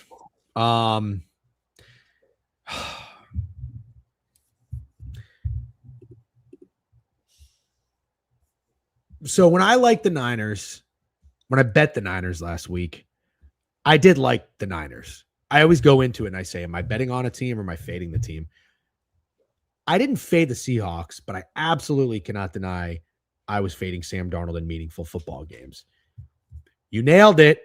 He didn't have to do much. He really didn't have to do much. 12 for 17, whatever the fuck it was. He didn't have to do anything crazy. The special teams came out and performed. The defense dominated, 6 points allowed. The running game was incredible. This Rams defense has not really impressed me that much. But I will say this. They did get after the Bears a little bit. Mm-hmm. Sure. In Chicago. Numbers too.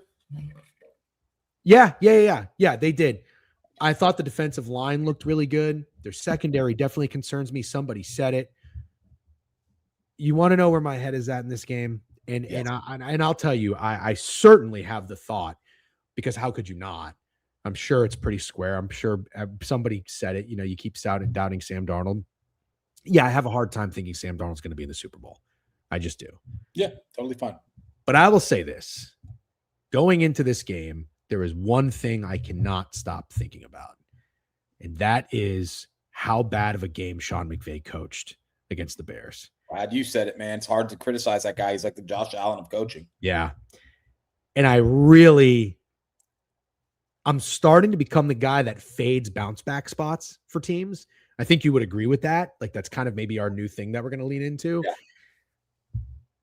I have a hard time not wanting to buy into Sean McVay in a bounce back spot. Yeah, that's fair. And to address what McKiffin said, Josh Allen came out and said he was bad too. I'm more talking about the fans that just aren't capable of criticizing either guy. Like, McVay was bad. He was bad and he was soft in that one. So I'm glad he came out and said that. Mm-hmm. I think he's a great football coach, to be clear. 100%. I just think he coached a bad game and deserved to lose, personally. Yeah, he's one of the best coaches in the NFL, probably one of the, if not the best play caller in the NFL. And he was not very good. He was not very good. Yeah. Looking at the box score when these teams played, because the Rams beat them the first time in LA. Sam Darnold threw 4 interceptions. I'm sure a lot of us know. I think it was like 22-19, really ugly game. The Rams didn't move the ball, but they couldn't score.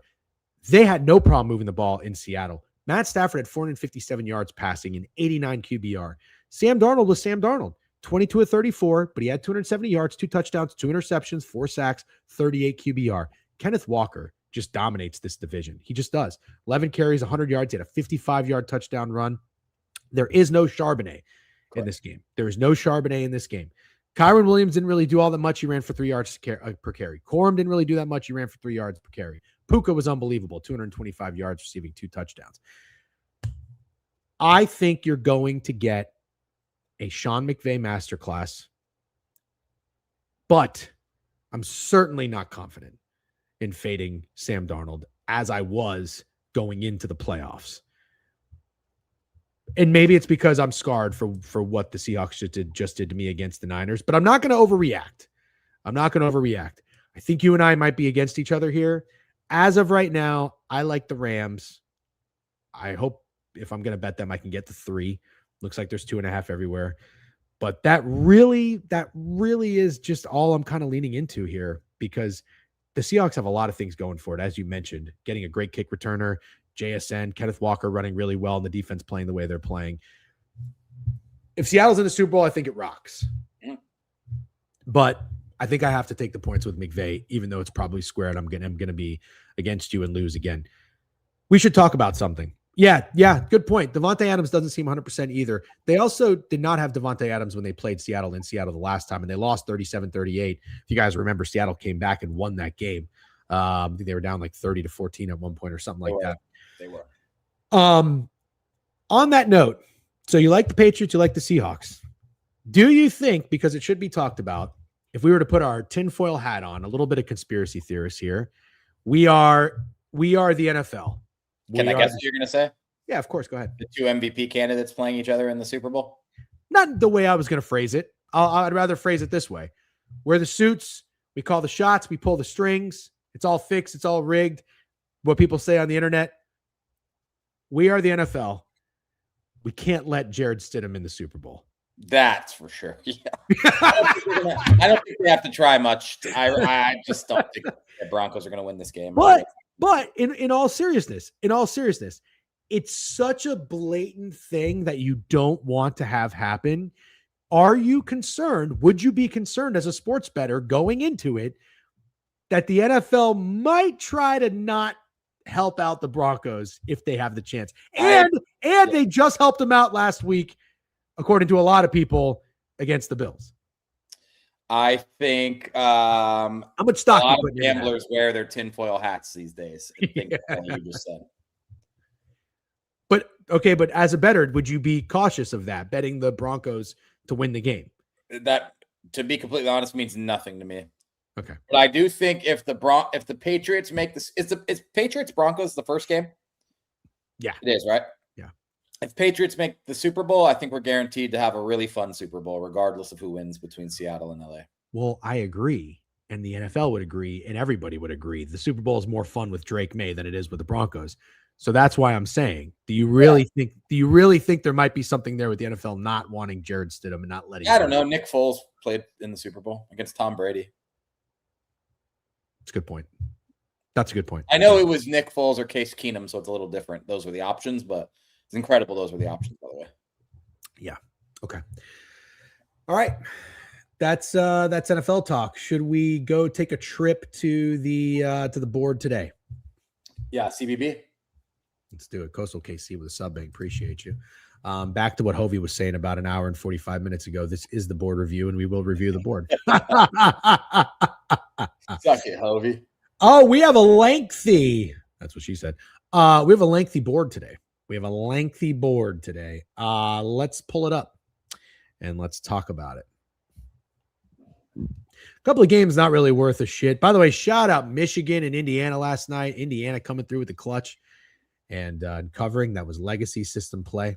1-0. We'll have to wait next year to repeat that system. I might have a new system in the NHL tonight. I'll talk about it a little bit later. NC State Cassius, sorry, no gifted one. No Doubter Daddy, great job. Good call. That line was short. It was always NC State.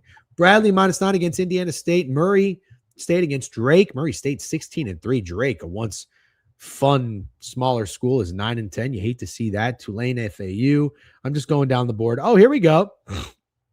Here's a game we could talk about for maybe a minute. UNC 12.5 against Notre Dame. This Notre Dame team is not very good, but they are 4-1 on the road. UNC special either, to be clear. 7-3 in their last 10, 11-0 at home, 7-4 ATS. 12.5 kind of feels like the right number. Back-to-back losses for UN. This is crazy. UNC's lost 3 out of 4. Their only win was a 3-point win against Wake Forest. They lost to SMU by 14, Stanford by 5, and Cal by 6. Now they're back from a road trip to the West Coast. They played at Stanford, at Cal. Now they're at home playing the Irish, who have lost 4 in a row. Oof, God. And they're not playing the stiffest competition either. They lost to Cal, got belted by Miami and Clemson, and got belted at Virginia Tech. This line might be short. Short. It's tough to say that, but it does feel pretty obvious. Like, well, yeah. You know what? I'm with you, actually. I don't want to give too much pushback. I'm with you. All right. Lost. I think most people would press UNC here. Lost by 13 to Vatech. Lost by 12 to Miami. Lost by 15 to Clemson. 13, 12, 15 on average losing. And then you would think UNC is a better team and it's on the road. I just think maybe it could have been a point or two higher. For example, Iowa State was 13.5, 14.5 against UCF last night. So maybe it's a little bit short. I think this might be a bounce back spot that we're fading. Yeah, dude, I'm a Notre Dame fan. I've watched them play basketball. They're not very good, unfortunately. They're just not. That might be the play, though. Okay, I just want to see when it starts in neutral.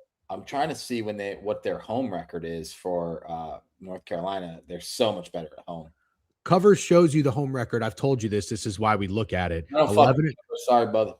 11-0, 7-4 ATS. There you go. Nice. I think it could be Notre Dame with the points here, man. Yeah. And I don't think it's an obvious one either. I think it's a gross play. Okay. All right. We'll keep that one in mind. Let's go look at the picket splits while we're at it. I would bet my life. Yep. Yeah. Okay. I think it is an obvious bounce back. I think you nailed it. Okay. Write it down. Oh, no, sorry. You're not. I don't have the board. I need to get started. Dude, I'm sorry. That's okay.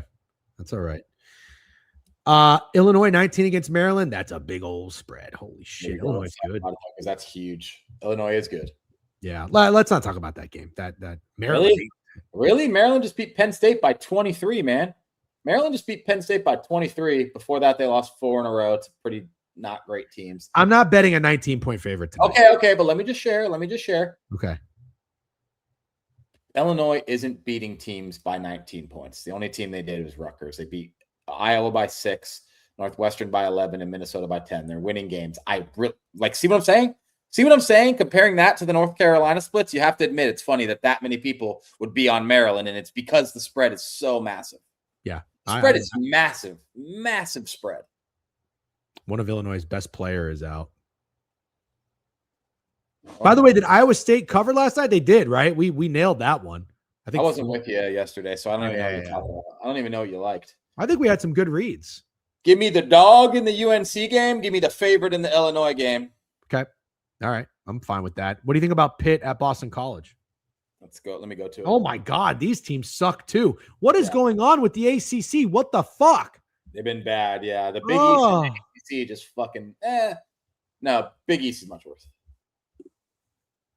Jeez, dude, 2.5, 2.5. God, I don't even know what you do with these stinkers. 137. Ugh. Yeah, I don't know. I don't even really know that I want to talk about it too much because we got Texas, Kentucky down here. Pitt did win their last road game by 23 points against Georgia Tech. Quantitative meetings, POD is Troy minus 6.5. By the way, I saw him posted a few times. Just want to make sure I called him out. Count me in. I'll pass on this Pitt Boston College game if that's cool. Yeah. By the way, I wanted to throw this out there nice and early before Beef steals it. I don't know that I've heard anybody say it, but I did have a thought in that Seahawks game with no Charbonnet.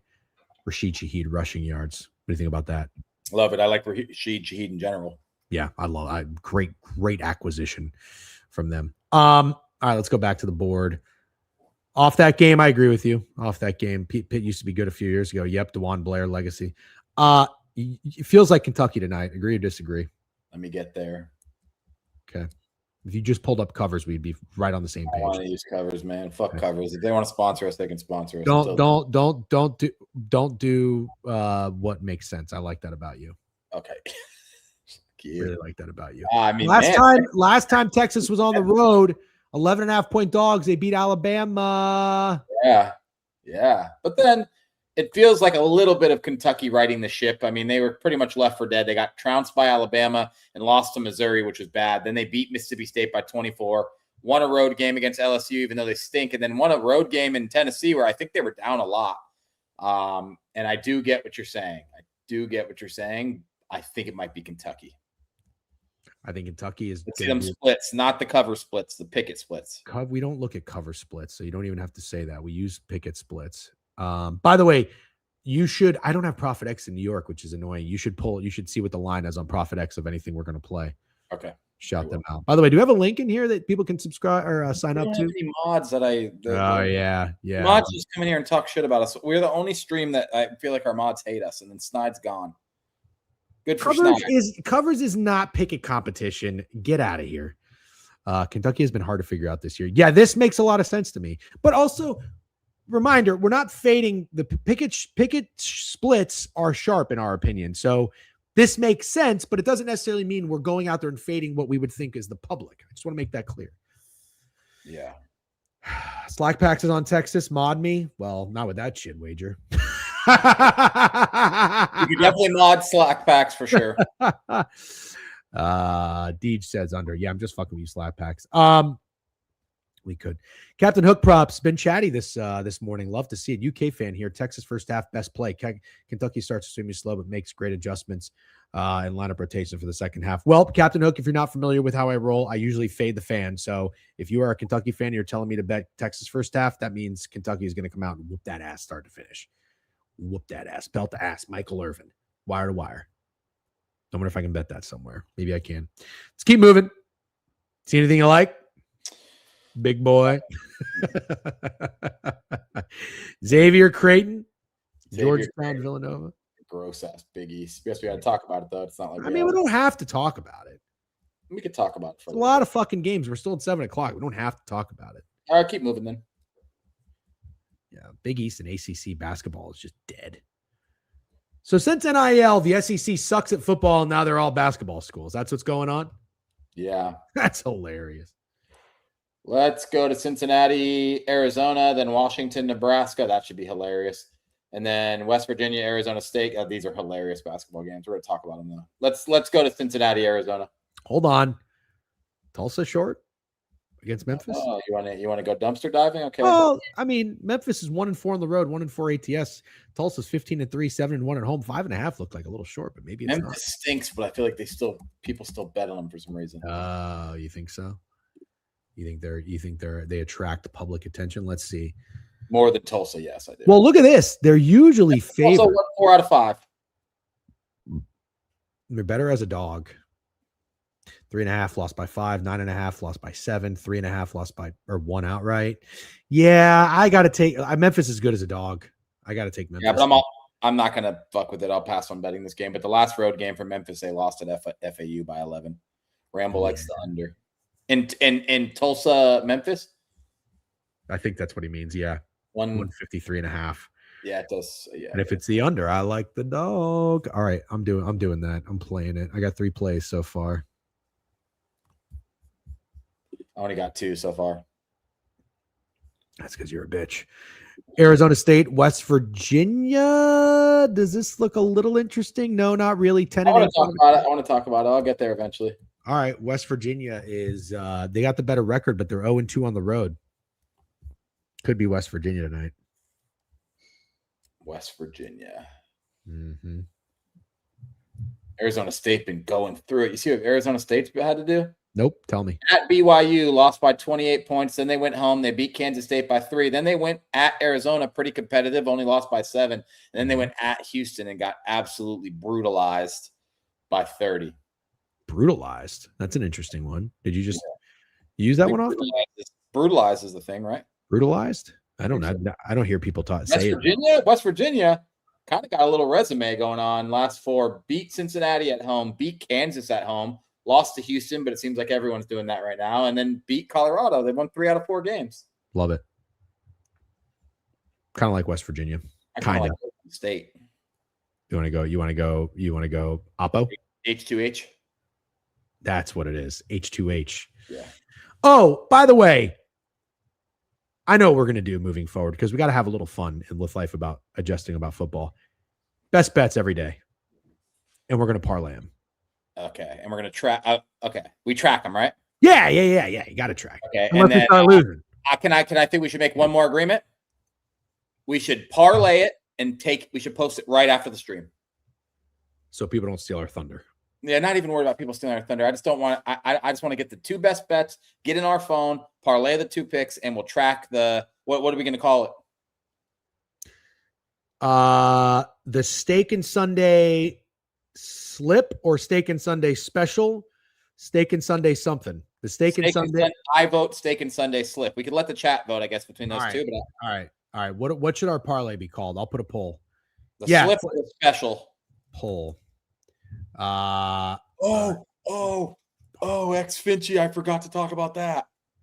We forgot to talk about the Rob Pizzola, Taylor Mathis thing, dude. No, go fuck yourself. Anytime I talk about Taylor Mathis, you just start. I'm done. I'll move on from it forever because now I can't be on her side anymore. I can't defend Taylor. You were never on her side. Shut up. Oh shit. Vote. A slippery steak. Yeah, sounds like people like special. I agree. I think special is the move. Go vote. We need to see what everybody likes. Steak and Sunday special, the Steak and Sunday slip. Sun steak on Sundays. Well, these are like night. Oh my God, it's 10-0, 12-0 special. Sorry, steak. Dude, let's talk about Taylor Mathis real quick. 19-1 special. Wow, this is a blowout. Steak and Sunday special. Yeah. All right. Well, it's going to be the steak and Sunday. It's going to be the Sunday steak special. Sunday before steak. I don't know that Sunday is the first word. Sunday steak special. Why do you have to change things up? You just can't do anything that it's literally better. Let the chat vote on that one. I have Steak and Sunday special or Steak and Sunday slip. 26 people have voted. Steak and Sunday special or Sunday and steak, the Sunday steak special.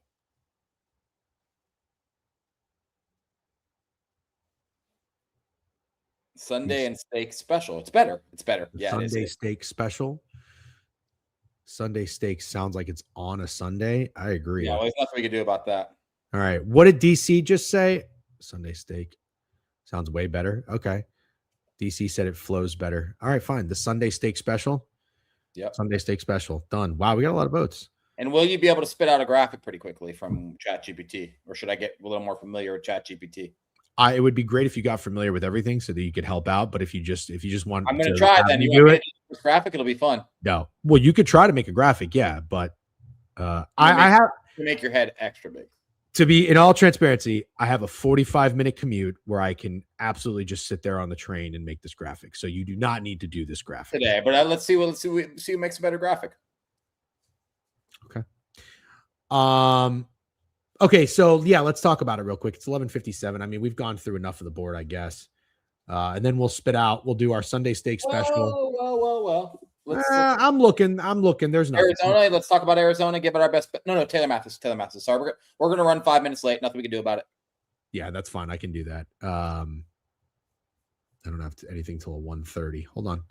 So if you guys are not familiar, Rob Pizzola does a show, and his show is called Circle Back. I think they do Circles Off too. I think it's a good show. Circles Off here. My juice reel. So I check it. All right. I probably shouldn't play this whole thing. It's 3.5 minutes. Should we just summarize it? Yeah. When you make an all heavy juice favorite parlay and go 4 for 5, is your record 4-1 or 0-1? I'll summarize it for you guys if you haven't seen this. Taylor Mathis said her NFL record was 82-56 on the year. That's like 60%. Yeah. So she said, check my juice reel. So Rob went and checked her juice reel, and the math wasn't mathing. So he did some digging, and realized that she was basically counting parlays. If she made a 5-leg parlay and 1 leg lost, those were 4 wins and 1 loss on her NFL ATS record. She's smart, not an idiot, right? I have already softly criticized Taylor Mathis. She came after me. She got very upset with me, and she unfollowed me. I have made it and followed Steak, because that's what Steak does every single time when there's a beef or a tiff. He gets silly, he jokes, and he takes the side of the agitator of the other person, which is totally fine. He can continue to do that. That's his shtick. But in reality, all I was saying about the VSiN thing for Taylor Mathis was it was very interesting that VSiN was leaning into advertising Taylor Mathis's juice reel, because it didn't seem like a right fit for me. Square peg, round hole. Just like it wouldn't really make sense for them to push the degenerate or Trent. You know what I mean? Like we're not guys that take ourselves that seriously. So I wasn't offending her, but she got very, very offended. I tried to take the high road. I had so many people DM me. I won't name any names. Some high profile people that work, that have a lot of followers and are big names that everybody recognize, saying, don't waste your time. She's a fucking idiot. And I kept taking the high road. I can no longer take the high road. And now I don't think you, Mr. always fucking with DGen, trying to pretend like I hate women, and oh, look at me, I'm Steak, and I defend Taylor Mathis because it's so funny. Ha ha ha ha ha ha. Now you're done giggling. You're done looking like a little bitch on Twitter for all your followers to be like, oh, Steak's such a good guy. He defends women and he jokes with DGen and makes DGen look like the bad guy. You're done with that now. Maybe you're not, but maybe you are. I know you got a lot of sisters, so I understand if you have to take the women's side here blindly. But do you want to call it like it is? Is this unethical for someone to do? How do you feel about it? Okay. I'm not that familiar with Rob Pizzola, but honestly, I think he should be kicked off Twitter and not be able to have a show, because he very clearly hates women. There's nothing wrong. No, I'm just kidding. I'm just kidding. That is one of the worst things ever. I'm actually not that familiar with Rob Pizzola. I know you went on a show. I haven't seen a lot of his opinions. I thought that clip was really, really great, but I disagreed with one thing he said. He said he doesn't think she knows better. I strongly disagree. Disagree. I think it's absolutely impossible that she doesn't know better. That's crazy. Heavy juiced favorite parlay counting as 4 and 5. If you're in this space and you have 250,000 followers and you don't know that you can't do that, that's not okay, man. That is absolutely not okay. I can't even believe it's real. I can't believe that's real. That's so shocking to hear. And I see some people get shit on the internet for giving out a loser, and then they'll go to her comments and glazer, and it's like the most. It literally should, Jay Thorpe. That should actually be illegal to do with 250,000 followers. That should be illegal. Did you hear the very end of what Jeff Feinberg said? You may have not made it to the very end, and that's fine. Remind me. He said the people that engage with her have race car beds.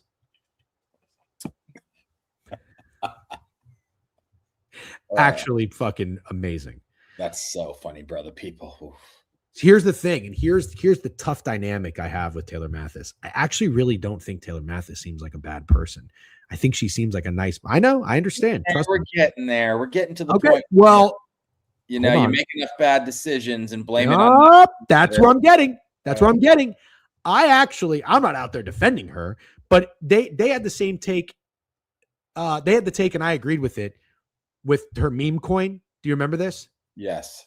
I don't think Taylor Mathis really knows anything about how crypto works or how the meme coin works. And I think she just kind of agreed to what people were saying she should do. And then she did it. And there was a rug pull, and she was basically like playing dumb. Some people believed her. Some people didn't. I kind of believed her. I believe that she was That part I believe, not knowing better about a crypto coin for sure. This rug pull shit is kind of crazy, but well, this is where I'm getting. You can use that card one time, and you already used it. You can't now have the benefit of the doubt of, oh, she didn't know better. Or if you do, here is the problem that Taylor Mathis kept having with me and my RV tiff. She was basically accusing me of calling her dumb and too I know, but you get to do that as a woman because you say, oh, all these men and this men-dominated industry, they just hate me because it's like, no, we hate you because you're ripping people off or you're misleading them. Also, I want to say, all jokes aside, because obviously I like to fuck with you. I'm never going to stop fucking with you. I mean, you nailed Veasan being absolutely ridiculous for wanting to be involved.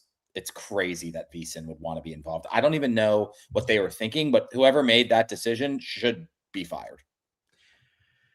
Yeah. Yeah. And I mean, this like, how do you expect people to take you seriously? Because what you're doing is you're using your gigantic tits in your videos and making walking bets a thing to get popular and get engagement. And it's working. Brilliant. If I was her and I had huge tits, I'd probably do the same fucking thing. I got no beef with anybody. Up here sitting next to your fucking ass. Fuck no, dude. Fuck no. Honestly, I'd probably go straight to OnlyFans and be an overnight millionaire. I got no beef with that. But if you want to also, you can't have your cake and eat it too. You can't also be the person that wants to be taken serious. And, oh, people listen to my opinions. They don't just look at my tits. It's like, come on. And then you do this. And then you do this. And it's like, how do you expect to be taken seriously if this is how you track your record? You can't do that. And you want to, I'm not trying to give her any excuses. I'm not trying to give her the benefit of the doubt. She does not have good people in her corner. Yeah, but you might there not is want nobody giving her good advice. She might not want them. She might not want him. She might not want him. I mean, this is just absolutely insane to me. It's absolutely insane. I don't even know what her fucking defense is going to be from this, but whatever. That's Taylor Mathis. And yeah, shout out to Mid Major for giving 5 sub bangs. I appreciate that. Thanks, Matt. Yeah. If I had mommy milkers, I'd flaunt them too. Yeah, sure. I would. And then you know what? If I had people accuse me and say, oh, you only have a DraftKings sponsorship and 300,000 followers because you're big tits, you know what I would do differently? I would say, yeah, I do. Okay. Yeah. And I'll keep bouncing these things. I'd respect her so much more. I would respect her so much more. It's like, come on. Anyways, let's talk about our best bet tonight. Let's go back to the board and then let's shut it down. I do have to get moving. Syracuse, Vautech, Texas A&M, Mississippi State. Did you like any of these games? Or was a game you? My best bet is Illinois. Okay.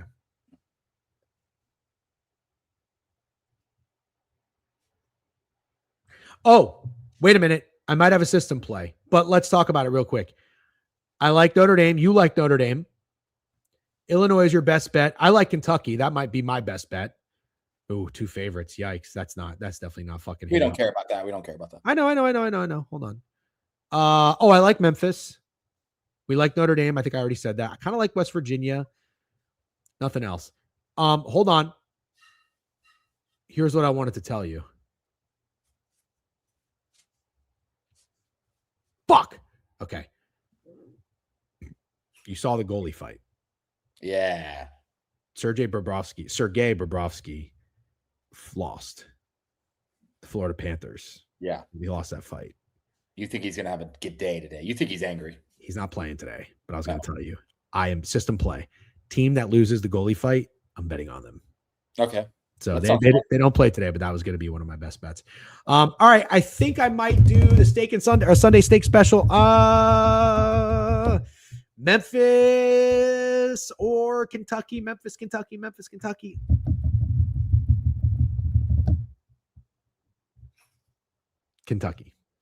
Okay.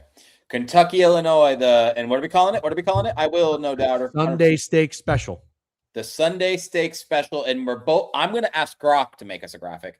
You're going to ask ChatGPT, whatever you do. You're really good at it. I'm new to the game, but I'm going to try, and let's see how it goes. Let's do it. I love it. I love the effort. We're posting it within a couple hours, right? We are. Yeah. I got to post about like 1 o'clock. You make the announcement of the first one, and you tell the story. To be fair, we can ease into this. Like, yeah, no, but I know we can ease into it, but it still has to get out there. Yeah. I'm going to tweet about it, but it doesn't have to be like new thing. Yeah. Okay. Do you kind of see what I'm saying? Like, it could just be a tweet. It doesn't have to be an announcement. I'd rather do too much than do too little. You would? Oh, yeah. All right. We'll make it a thing. So like right now it's 12:08. I would go to raid Snowman. He's not live. Yeah. Okay. You hash it out with Snowman, man. I think I did. You hash it out with him. I think Owner's Box would be right. Yeah. Are you going on Owner's Box today or tomorrow, or when are you I'm going on with you Friday? Oh, Friday. We'll be on Owner's Box Friday. All right. Real quick before we shut it down. Short stream tomorrow. I'll be in the office pod. Short stream. What are we going to talk about? I'm not entirely sure, but we'll yap. Steak's going to be off. Friday we'll be back. We'll hit it hard with Greg. We'll go through touching on our best bets and we'll lean it. We got a life without football, basketball, hockey. We'll lean into it. Thank you guys for joining. Tits tomorrow. Yeah, maybe. You are welcome, as the crowd says. Thank you. Good luck on golf bets tomorrow. I'll tweet my card later. So will Steak. You guys have a great day. Good luck on all your wagers. Bye-bye. Bye.